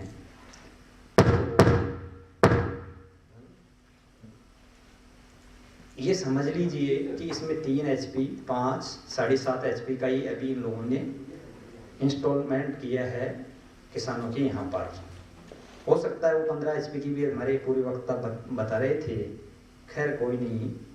अब ये सरकार इस तरह का काम है कि वो किस लेवल तक इसको ले जाएंगे, लेकिन ये पक्का है कि 90% जो हमने एनालिसिस किया किसान स्तर पर, इसके परिणाम बहुत सार्थक हमको मिले हैं। सिर्फ एक जगह जाकर के थोड़ा ऐसा लगा कि अब इस धरातल में वाटर लेवल है वो कहीं न कहीं नीचे चला जा रहा है, उस जगह जाकर के ये सोलर थोड़ा कम काम कर पाता है। तो इस पर भी कहीं न कहीं हमारे वैज्ञानिक सोच रहे होंगे, वो भी उनका भी रिसर्च चल रहा होगा, और ये भी हमारे सामने आ जाएगा। लेकिन आज की जो परिदृश्य हम देखते हैं, किसान के लिए एक वरदान का काम ये कर रहा है। उसका कहीं न कहीं बहुत सारे ऐसे लाभ हैं जो हर माह अपना बिजली का कहीं न कहीं बिल चुकाता है, वो देना नहीं पड़ता है। और 5 साल तक गवर्नमेंट की ऐसी पॉलिसी है कि जो भी वहाँ सोलर पंप उसके खेत पे लगाएगा वो उसी की जिम्मेदारी है, उसको कुछ नहीं करना है, ऑटोमेटिक पूरा सिस्टम है। वो किसान स्तर जब भी सूर्य की मतलब ऊर्जाएं प्रभावित होती है, किरणें प्रकाश आता है, वो सोलर अपने आप चल जाता है। अगर बंद भी करना है तो ऑटोमेटिक रिमोट की तरह वो बंद हो जाता है। और उसको देख करके ऐसा लगता है कि वो भी कहीं ना कहीं अब इस साइंस के युग में जी रहा है। और अच्छा भी लगता है कि उसके यहाँ पर पूरी जो एक औद्योगिक क्षेत्र में हम देखने को मिलती है, वो सब चीज़ें किसान स्तर पर उसके ही वहाँ एक छोटा पावर ग्रिड लग गया। आप यूँ मानिए अगर 3 kV का भी लगता है, 3, 5 और 7.5 kV का इन्होंने अभी जनरेट किया है। 3 kV का मतलब ये है कि उसका ट्रांसफार्मर वहाँ अपने फार्म पर रख दिया, छोटी प्लेटें लगा दी, पूरा सिस्टम बना दिया, तो किसान एक अपने आप में ऊर्जावान हो जाता है। उसको विद्युत के लिए देखना नहीं पड़ता है कि कब वो बिजली आ रही है और जा रही है। वो किसी की बंदिश में नहीं है। और अभी हमारे ये दिखा रहे थे आकाश जी कि उसके नीचे कहीं प्लेटें लगती तो वहाँ भी छोटी छोटी सब्जियों वो अपने यहाँ पर उत्पादित करता है और उसका वेस्टेज पॉइंट नहीं देखने को मेरे को मिला। अगर इलेक्ट्रिक की हम बात करते हैं तो बहुत सारे लोगों के बारे में मैं सुनता रहता था, आज किसान कहीं न कहीं उसकी डेथ हो गई, वो करंट मार गया, आज उसको सरकार स्तर पे भी कई मुद्दे उठते थे और कहीं न कहीं उसको राहत दी जाती थी। अब इसमें कहीं भी ऐसा मेरे को विगत 2012 से मैं इस कार्यक्रम को देख रहा हूँ और बहुत सारे किसानों के बीच में जा जा करके हमने ये लगवाया है, तो वहाँ पर एक भी कैजुअलिटी की हमारे सामने नहीं आई, क्योंकि वो डीसी पॉइंट होता है, उसमें करंट का भी कोई इशू नहीं आता है। जहाँ तक करंट के बिना तो खैर विद्युत वो चलेगी भी नहीं, लेकिन एक जनरली करंट नहीं आता है। प्लेट के टच करेगा किसान या किसी उसके नीचे जो सिस्टम बना हुआ है ऑटोमेटिक चल रहा है, तो वहाँ कहीं कोई करंट का इशू भी नहीं आता है। तो इसका मायना हम ये समझ पाते हैं कि किसान स्तर पर एक तो पानी का जो वाटर लेवल का जो समस्या है, अगर वो कहीं भी थोड़ा इस पानी पे भी कोई मंथन हो जाए और वाटर लेवल पे भी विचार, बहुत सारी ERCP योजनाएं चल रही है कि साहब वो 13 जिलों को उससे जोड़ देंगे, तो मेरे को लगता है कि बहुत सारा हमारा किसान को राहत मिल जाएगा। और जैसे अभी ये किसान के लिए 40 पे जो रिसर्च चला है कि पावर ग्रिड लगाया है, उनमें भी मेरे बहुत सारे रिलेटिव भी हैं और जानकार भी हैं। उनके रिजल्ट भी हमको अच्छे देखने को मिल रहे हैं। एक दत्तवास में ही जो अभी बात चल रही थी वो मेरा ही ब्याही है, डॉक्टर शक्ति सिंह पारीक है, और आप ताज्जुब करोगे वो विद्युत निगम में यहाँ डॉक्टर है भवनी, उनके यहाँ पर वो ग्रिड जब लगी तो बहुत सारे लोग उनके पीछे भग रहे हैं और हर किसान ये चाहता है कि मेरे भी ये फार्म पे लग जाएगी, क्योंकि इससे कहीं न कहीं घर बैठे वो इनकम का स्रोत तो बढ़ता ही है और बहुत सारे लोगों को रोजगार भी कहीं न कहीं देखने को मिलता है। आप ताज्जुब करोगे कि किसान स्तर पर जब पहली बार 2012 में राजस्थान में 3 HP का पंप मेरे फार्म पे लगा, किसानों ने पहले मना कर दिया था कि भाई हम ये चीज नहीं लगाएंगे। पता नहीं, जैसे अभी ये साहब कह रहे थे बहुत सारी जमीन हमारी चली जाएगी, हो सकता है संभावित आगे का भविष्य किसने निर्धारित किया है, हो सकता है इसका कोई आउटपुट आगे जाकर के देखने को ऐसा मिले, जैसे वो केमिकल वाली खेती वाली बात कि 40 साल के बाद हमारी ये समझ में आई कि बहुत सारे डिजीज हमारे बीच में आ गए और अब ऑर्गेनिक फार्मिंग की तरफ हम बढ़ रहे हैं, हमारा किसान बढ़ रहा है, कंज्यूमर बढ़ रहा है, उपभोक्ता भी अब आ रहे हैं एक मंच पर, और उसमें भी ये लोग बहुत अच्छी भूमिका अदा कर रहे हैं। कट्स इंटरनेशनल का बहुत अच्छा योगदान है, 12 जिलों में इनका प्रोजेक्ट प्रो स्कोप परियोजना चल रही है, उसमें भी कहीं न कहीं हमारी भागीदारी है। और जब ये देखने को मिलता है तो ये समझ में आता है, लेकिन इस विगत 10 साल से मेरे ये समझ में नहीं आई कि सोलर से कोई नुकसान देखने को नहीं मिला। सोलर जो पंप लग रहे हैं किसानों के यहाँ पर, सिर्फ अब वाटर लेवल नीचे चला गया, उसमें सोलर का कोई दोष नहीं है, वो अपने आप ही, वो तो प्रकृति का एक अनूठा संगम है, वो तो उसको संजो के रखना ही पड़ेगा, तभी जाकर के बात बनेगी। बाकी इस सोलर से कोई ऐसा इम्पैक्ट देखने को इस विगत 10 ईयर्स देखने को नहीं मिला है, और हो सकता है संभावित आने वाले समय में कोई ऐसी अति तो सबकी ही ठीक नहीं है। जैसे मान लो बहुत सारे किसान अपने फार्म पर जब ये बड़ी बड़ी ग्रेडों का कहीं भी एस्टैब्लिश करेंगे या लगाएंगे, स्थापित करवाएंगे, हो सकता है आगे जाकर के कोई ऐसा हमको देखने को मिले, वो मैं नहीं कह सकता हूँ। लेकिन फिर भी अगर इसको, जैसे आप ये भी अभी मंथन चल रहा था कि भाई बड़े बड़े उद्योगपति अगर इसको लगा रहे हैं, तो हम तो यही आप लोगों से सजेस्ट करना चाहेंगे कि क्यों नहीं, किसान भी आज बहुत सारे कहीं न कहीं उनकी भी कंडीशन ठीक है, और ऐसे किसानों को चिन्हित कर लिया जाए।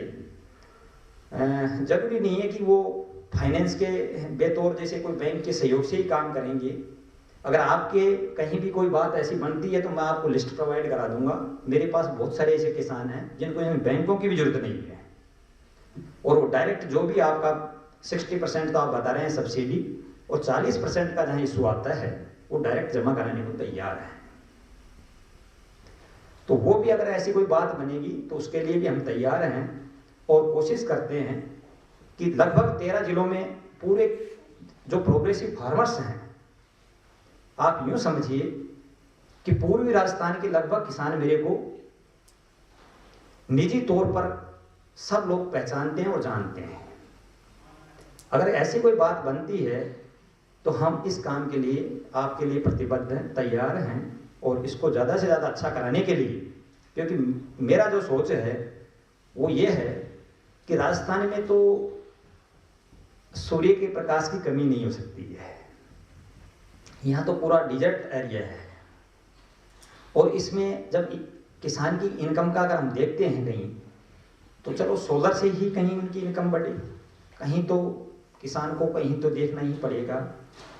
और इससे संबंधित वैसे वाइड काम है, बहुत सारे वक्ताओं ने बहुत कुछ बताया है, लेकिन फिर भी अगर कोई ऐसी बात बनती है और मेरे से संबंधित कोई आपको जानकारी इससे और भी चाहिए तो मैं उस मंच से भी दे दूंगा, कोई बात नहीं है, आप पूछ सकते हैं। धन्यवाद। धन्यवाद रूपी साहब। एक दो फॉलो सवाल। ये जो पीएम कुसुम योजना से जो सब्सिडी रिलेटेड या कुछ जो पेमेंट किसान को होता है, तो उसमें कुछ बाधाएं आई हैं, और जनरली कोई बाधाएं हैं तो क्या है? नहीं, इसमें क्या है कि जो फार्मर्स लेवल पे हम देखते हैं तो इस पे प्रत्येक डिस्ट्रिक्ट पर अभी जो इन्होंने पहले विद्युत निगम को बीच में दिया था चार्ज कि विद्युत निगम के माध्यम से काम हो, और अगर वो अपना जो पहले से उसने इलेक्ट्रिक जो कनेक्शन ले रखा है, अगर उसको वो डिस्पोज करता है, उसको बंद करता है, तो उसको 10% एक्स्ट्रा सब्सिडी दे दी जाएगी। कुछ ऐसा उनका प्रावधान था। और पहले उद्यान निदेशालय के माध्यम से काम हो रहा था, लेकिन अब प्रत्येक डिस्ट्रिक्ट वाइज असिस्टेंट डायरेक्टर या डिप्टी डायरेक्टर बैठते हैं, वहाँ पर ऑनलाइन इसको ई मित्र पे जाइए और कोई भी किसान अपने यहाँ पर उसको फार्म को अपलोड करा सकता है। 0.5 यानी 2 बीघा पक्की जमीन होना अनिवार्य है, वो अपना काम कर सकता है। तो लगभग जो मेरा आइडिया है वो ये है कि अगर हम 3 HP की मोटर लेते हैं, पंप लेते हैं, तो उस पर 60,000 के लगभग उसका किसान का पैसा लगेगा। अब वो अगर डायरेक्ट देता है तो अच्छी बात है, नहीं तो फिर उसमें भी बैंक की व्यवस्थाएं हैं। ठीक है सर, वो पूरी व्यवस्थाएं कराती है सरकार।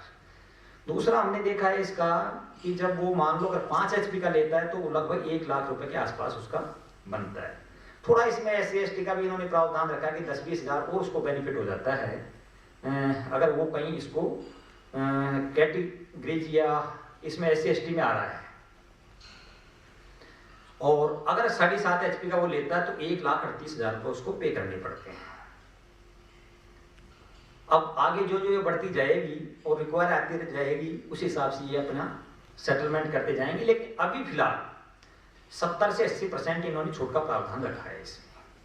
एक समय ऐसा था कि पहले शुरुआत में 85% छूट थी और सभी कैटेगरीज में, यानी सभी जातियों को, उसमें कोई SC/ST का प्रावधान नहीं था।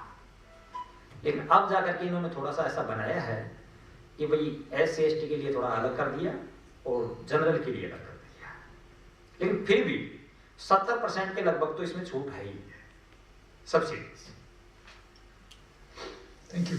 आप ज़्यादातर मेरा समझ जैसा है कि कुसुम बी वाले जो सोलर पंप हैं उससे ज़्यादा आपका पाला पड़ा है।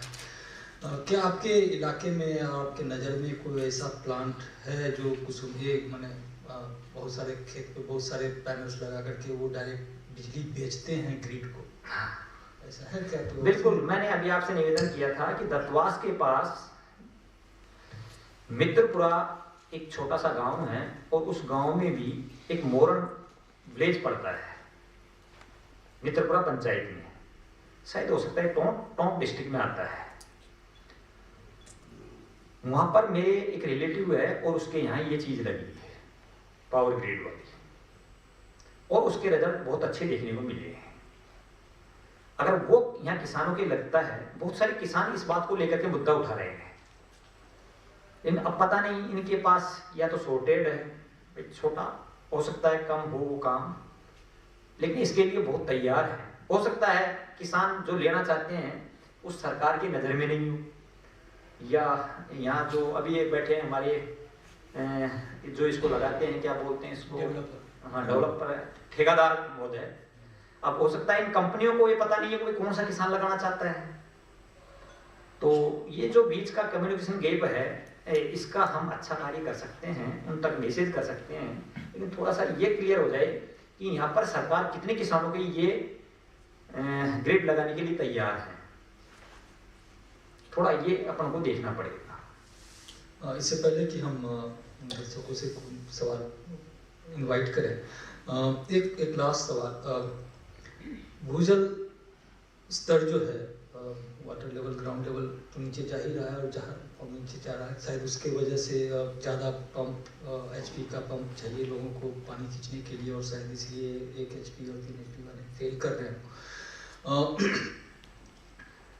तो क्या किसान इस चीज़ से जागृत है कि भाई पानी बहुत नीचे चला जाएगा तो कल की खेती भी नहीं होगा, या उसके लिए वो स्प्रिंकलर्स या ड्रिप इरिगेशन लगाने को तैयार है, लगा रहे हैं, उसके बारे में जागरूक हैं, क्या कुछ बताएं? देखिए, किसान पहले से बहुत कुछ अब जग गया है और उसको ये पूरे भी पता है।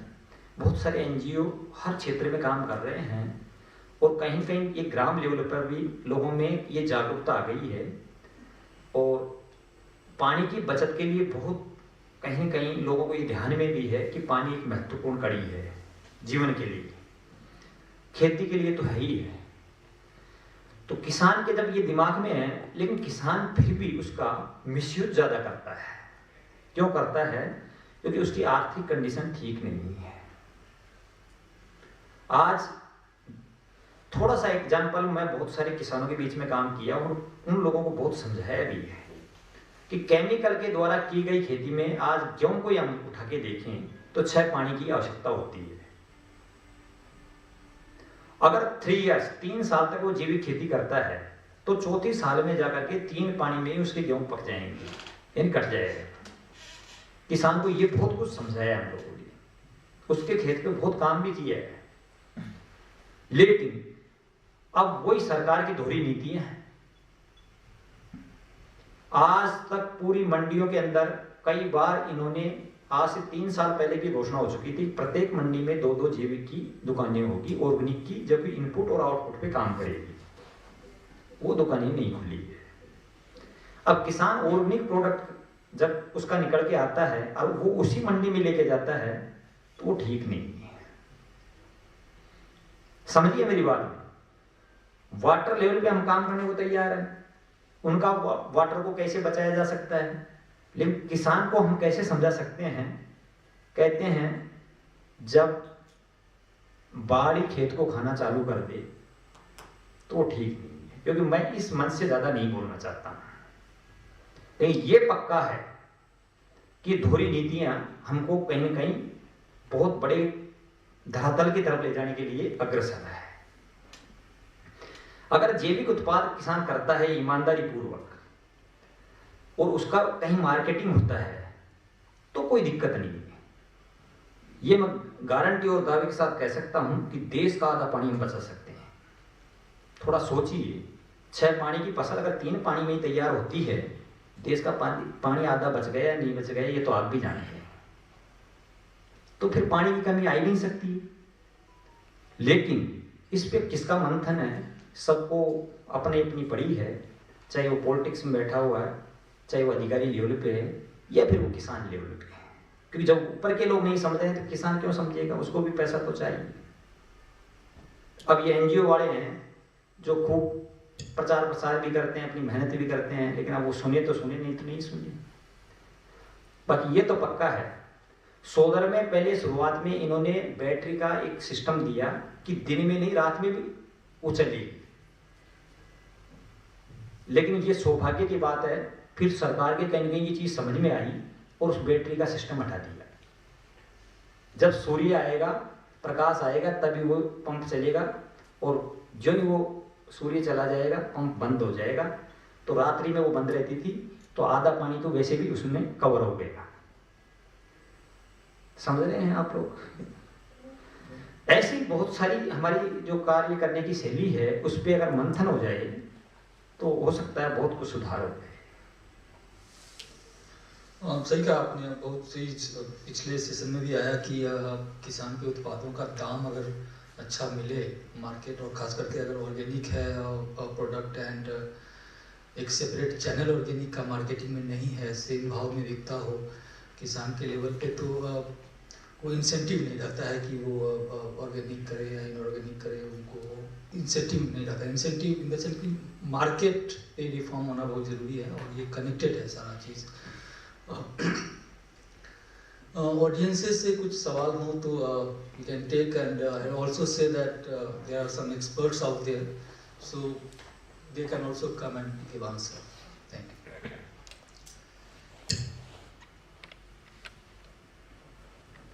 सर, मैं तो ये जानना चाहता हूँ कि आज ये जो आपने प्रोग्राम रखा है, इसमें कर्ज का क्या इंटरेस्ट है, और अगर कर्ज का जो इंटरेस्ट है, मैं पिछले 25 साल से सोलर में वर्क कर रहा हूँ और काफ़ी गाँव में राजस्थान में घुमा हूँ, तो उसमें हम कर्ज की कैसे हल कर सकते हैं, कर्ज के साथ क्या हम कैसे एसोसिएट हो सकते हैं? कर्ज के साथ एसोसिएट होने का हमारा पहले तो इंटरेस्ट क्या है, तो इंटरेस्ट दुनिया को बेहतर बनाना है, इसमें हम भी हैं। एक क्लाइमेट चेंज बड़ा मुद्दा है, एक वो है, इससे बहुत कुछ एड्रेस हो जाता है उससे। दूसरा मुद्दा है किसानों का इनकम बढ़ाना। कर्ज आज की डेट में करीब 30 से 34 एफपीओज पे काम कर रही, 3-4 तो ऑलरेडी धरातल पे है, और इनफैक्ट हम इससे बाद में पूछना भी चाहेंगे कि एफपीओज को कैसे हम कुसुम ए से जोड़ सकते हैं, ताकि वो इकट्ठा होकर के पावर प्रोड्यूस में भी लग जाए। तो कर्ज का ये इंटरेस्ट है कि एफपीओ से हम लोग किसान लेवल का भी बढ़ाना चाहते हैं, प्लस क्लाइमेट चेंज भी अच्छा हो, ताकि सबका लाइफ अच्छा हो। और जहाँ तक कर्ज से जुड़ने की बात है, तो you are most welcome, any time आप बात कर सकते हैं, कैसे जुड़ना चाहें, किस तरह से इस तरह जुड़ना चाहें। और हम लोग का सिर्फ एनर्जी पे नहीं काम है, इकोनॉमिक पॉलिसीज़, एग्रीकल्चर मार्केटिंग, सब चीज़ पे काम है हम लोग का, तो कनेक्टेड है चीज़ सब। जी, एनी अदर क्वेश्चंस?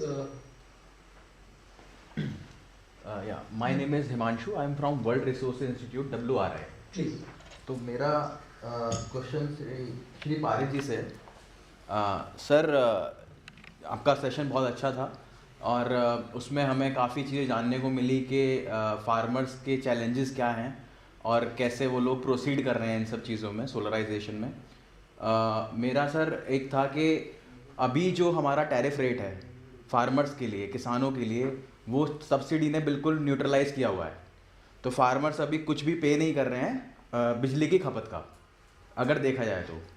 दूसरी चीज़ सर, जितनी भी इम्प्लीमेंटेशन बॉडी हैं कुसुम स्कीम की, वहाँ से सबसे एक ही चैलेंज आता है कि अगर 40% भी सब्सिडी 60% सब्सिडी कंपोनेंट को रिड्यूस करने के बाद जो 40% बचता है, उसमें फार्मर्स इंटरेस्टेड नहीं है, बिकॉज उनके पास टैरिफ अभी बिल्कुल नॉर्मलाइज है, क्योंकि उनको कुछ नहीं देना पड़ रहा। तो जैसे आपने बोला कि आपके पास फार्मर्स की लिस्ट है जो कि 40% भी इन्वेस्ट करने के लिए तैयार हैं, तो मुझे उसमें ये जानना था कि उन फार्मर्स का मतलब मोटिवेशन फैक्टर क्या है, वो लोग क्यों इसमें इन्वेस्ट करना चाह रहे हैं, या फिर आपने किस लेवल पे मोटिवेशन दिया है उनको, ये मुझे जानना था। बहुत अच्छा प्रश्न इन्होंने किया है, और इनका मानना यह है कि अभी जो इलेक्ट्रिक है, विद्युत है, उसका भी बिल नहीं भरना पड़ रहा है किसानों को, ऐसा इनका मानना है। विगत 30 साल से मैं कृषि पे कार्य कर रहा हूँ। जब जब इलेक्शन हमारे नज़दीक आते हैं, ये वसुंधरा सरकार ने भी 1 साल के लिए हमारा बिजली का बिल माफ़ किया था किसानों का, और वही अब ये गैलोजी करने जा रहे हैं। लेकिन जब बिजली का बिल देना पड़ेगा, तब कौन देगा? तब किसान ही तो देंगे, ये तो पक्का है। ये माफ़ नहीं कर सकते हैं। अगर माफ़ कर सकते हैं तो फिर ये उच्च लेवल का काम हो गया, फिर ठीक है। अगर वो स्थिति आ जाती है, बिजली का बिल नहीं देना पड़ता है, तो ठीक है, किसान उसी स्तर पे काम कर लेंगे, मेरी कोई ये प्रॉब्लम नहीं है। लेकिन जो हमने देखा है किसानों को कि समय पे बिजली नहीं आना है, विद्युत प्रभार बढ़ा करके देना है, उनके बिलों की बढ़ोतरी हो गई, कहीं न कहीं पोजीशन बढ़ रही है और किसान चिल्लाते हुए नजर आते हैं, तब जिन जिन के यहाँ सोलर लगा है तो वो पीछे पीछे भगते हैं कि आज 1-1 साल हमको लगाए हो गए, ऑन ई मित्र पे जाके हमने फार्म भर दिया, लेकिन एक डिस्ट्रिक्ट को अभी 100 का ही बढ़ना है, अभी 100 को यहाँ किसानों के लगाना है, ज़्यादा टारगेट नहीं है, बाकी हम लगाना चाहते हैं तो कैसे लगेगा। ये मेरे पास, क्योंकि मैं धरातल पे काम करने वाला व्यक्ति हूँ, अगर वास्तव में ये कन्फर्म हो जाए कि भाई बिजली का बिल माफ ही हो गया, परमानेंट ही हो गया, तो ठीक है, मैं उनसे निवेदन कर दूंगा कि भाई ठीक है, अब आगे कदम न बढ़ाएं, कोई बात नहीं है, तुम्हारा इधर जब माफ का ही काम चल रहा है तो मजे से जी। ये हमारा है। अभी गट्स इंटरनेशनल की तरफ से हमारे ये साहब बोल रहे थे और ये बता रहे हैं कि सभी का उद्देश्य यही है कि आम जन, किसान, मजदूर आनंद पूर्वक जिए और हम उनको देखें। ये सभी का एक लक्ष्य है, कोई बात नहीं है, हम उस लेवल पे जी लेंगे। और फिर भी अगर आपको ऐसा लगता है, कोई दिक्कत नहीं, आप मेरे को एड्रेस करें, मेरे नंबर लिख ले और मेरे को व्हाट्सएप पे आप देना, मैं लिस्ट भेज दूंगा। आप अगर उनकी लगवाना चाहते हो सोलर तो वो पे कर देंगे, आप सोलर लगवा देना। 9672 45 44 44 नोट कर लीजिए, व्हाट्सएप पे आप मेरे से देख सकते हो और बोल सकते हो,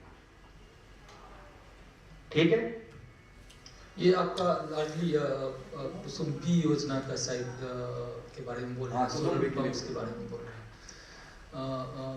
शायद वो फार्म पे वो इंडिविजुअल सोलर पंप के बारे में बोल रहे हैं, ज़्यादातर उनके संदर्भ ये 972444 अच्छा 9672 44 44 और कोई सवाल है? आपने पिछले सेशन में पूछा था कुछ पानी से रिलेटेड सवाल, तो पूछ सकते हैं। और ये भी है, और वाटर लेवल जैसे 7.5 HP का भी फेल हो जाएगा, पहले 3 HP फिर 5 HP, अब 7.5 पे पहुंचे तो वहाँ भी फेल ही हो रहा है तकरीबन, जैसे जैसे हाइट पे जाके फेल हो जाता है। 15 HP पे जाके थोड़ा कंट्रोल होगा, फिर 4-5 साल चलेगा, क्योंकि वो ज़्यादा गहराई से लेगा तो 4-5 से ज़्यादा उसकी लाइफ नहीं है। और जो सोलर पैनल लगवाना चाहते हैं तो जिनके घरों में कनेक्शन नहीं है, वो खुदे हुए लेकिन कनेक्शन नहीं, क्योंकि RSCB का भी जो लोड आता है मेजरमेंट वो बहुत ज़्यादा हैवी आता है कि 1 लाख का डिमांड नोट आ गया, 1.5 लाख आ गया, वो आदमी कनेक्शन नहीं लगवा पाता है। तो जमीन उसके पास कम है, 2 बीघा 3 बीघा 4 बीघा, उसमें वो कनेक्शन नहीं लेगा फिर, तो डिमांड नोट इतना हैवी होता है कि उसका बिजली का बिल से फर्क नहीं पड़ता, डिमांड नोट से फर्क पड़ता है। और वो पड़ोसी से लेता है, तो पहले रिश्ते अच्छे थे तो 100 रुपये घंटे में मिल जाती थी बिजलियाँ, 200 तक मैंने देखा, लेकिन अब 600 हो गया, तो वो टैंकर वाली बात होगी, जैसे शहरों में टैंकरों से सिंचाई कर रहे हैं तो वो स्थिति है। तो वो खेत तो बंजर ही होंगे, एक बाजरे की फसल लेकर बाकी पानी की चाहिए फसल कोई लेंगे नहीं। और गिरदावर में वो एंट्री है कि चाहिए फसल हो रही है इसके अंदर, वो गिरदावर में एंट्री हो चुकी है कि साहब इसके अंदर ये बंजर नहीं है, और वो किसान फंस गया, और वो पड़ोसी को देख के आता है, उसको मिलता कुछ भी नहीं है। तो वो भी अगर प्लांट लगा के फ्री रहना चाहता है, क्योंकि उसको संभालने वाले बहुत है, या खुद ही किसी को लगा दे, तो ऐसा क्या पॉसिबल है? डेवलपर साहब हैं तो अगर वो डिस्कॉम का जो सब स्टेशन है और उसके 5 किलोमीटर की पैरापेरी में उसकी लाइट आती है, तो जैसा भी एनके गुप्ता से बता के गए हैं, उनका सेकंड फेज आने वाला है 2 महीने बाद में, तो उसमें RICL की वेबसाइट के ऊपर अप्लाई करे तो उसके यहाँ अगर कोई डेवलपर या तो खुद के पैसे से इन्वेस्ट करके लगाए या डेवलपर कोई उसके यहाँ आ जाएगा तो लग सकता है। माथुर मैडम थी, वो ज़्यादा सुटेबल होगा क्योंकि वो डिस्कॉम के थ्रू आएगा, मेरे हिसाब से कुसुम कंपोनेंट सी में आएगा अगर डेवलपर वहाँ पे लगाते हैं। नहीं एनके गुप्ता जी, एनके गुप्ता जी से भी लगा सकते हैं, तो दोनों ऑप्शन है आपके पास। और कोई सवाल, एनी क्वेश्चंस फ्रॉम यू? अच्छा, मेरा सवाल है ये कि आपने सुना एग्रोवोल्टेइक का सिस्टम, तो पिछले सेशन में आपने शायद ये भी सुना होगा कि माथुर मैडम बोल रही थी कि इतना सारा लैंड बैंक में इतना सारा एप्लीकेशन आ गया है, अब सरकार में ये भी चर्चा चल रही है कि फूड सिक्योरिटी का क्या होगा सब अगर प्लांट लगा देंगे। अगर इस तरह से चलते रहा और इस स्थिति से चलते रहा, क्योंकि एग्रीकल्चर मार्केटिंग से उत्पाद से बहुत ज़्यादा कमाई नहीं हो रहा है जितना कमाई उनको लैंड लीज करके या खुद प्लांट लगा करके होगा। तो उसका एक सोल्यूशन बताया इन्होंने एग्रोवोल्टेइक कि खेती भी होगा और सोलर उत्पादन भी होगा।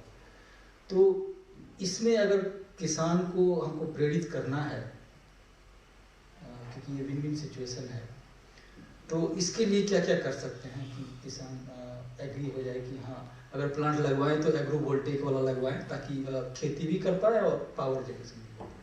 बिल्कुल सही कह रहे हैं आप कि अगर मान लो किसान जागरूक है या वो बिजनेस माइंडेड व्यक्ति है किसान, तो वो सफल हो सकता है, कोई बात नहीं है, वो सब समझ जाता है।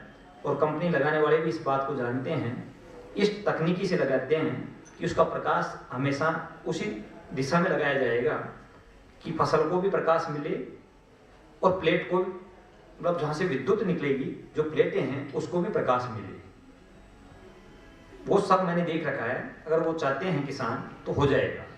लेकिन किसान अब ये भी पक्का है, जहां पर पानी है तो वहां बहुत सारे वृक्ष नजर आते हैं, देखा होगा आप लोगों ने, जहाँ पानी की व्यवस्थाएं हैं या सिंचाई वाली व्यवस्थाएं हैं या जिसको अपन कहेंगे कि अच्छी उपजाऊ जहाँ जमीन है वहां पर ज्यादा घने वृक्ष मिलेंगे आपको। और जहां वो घने वृक्ष है वहां हम अगर ये प्लेटें लगाते हैं या सोलर लगाते हैं या ग्रिड लगाते हैं तो वो वृक्ष कटना निश्चित है, क्योंकि ये संभव नहीं है। छोटी जो क्रॉप है, फसल है, वो तो लगा सकते हैं, लेकिन बड़े वृक्ष तो सबको काटना ही पड़ेगा, तो वो प्रकृति के लिए फिर ठीक नहीं है। तो किसानों को ये भी अपन को समझाना है कि इतनी जल्दीबाजी भी नहीं करे, और जहां वास्तव में पड़ी हुई भूमि है, जो मृदा ऐसी है जो काम नहीं आ रही है, रेगिस्तान है, उसमें उपजाऊपन नहीं है या वहां पर किसी प्रकार की कोई फसल नहीं हो रही है, ठीक है, अगर उस स्तर तक लग रही है जब तो ठीक है। बाकी अब यूं जनरली अगर अपन हर किसान इसके पीछे भगेगा तो वो भी ठीक नहीं है, क्योंकि ये तो आप भी जानते हो कि अति तो सबकी बुरी है। अरे भैया आपको अभी जैसे भोजन नहीं कराए, घी पिला दे, क्या संभव है? वो काम करेगा क्या? पानी पीना पड़ेगा, भोजन भी करना पड़ेगा, चाय भी आपको लेनी पड़ेगी, घी की जगह घी काम आएगा। उसी प्रकार किसान का मतलब यह है कि उसका पूरा दिमाग इसमें न चला जाए, नहीं तो फिर उसका कहीं न कहीं घातक परिणाम भी हमको देखने को मिलेंगे। Thank you. इसी समाप्त कर सकते हैं। Would like to invite GI से to present some vote of thanks.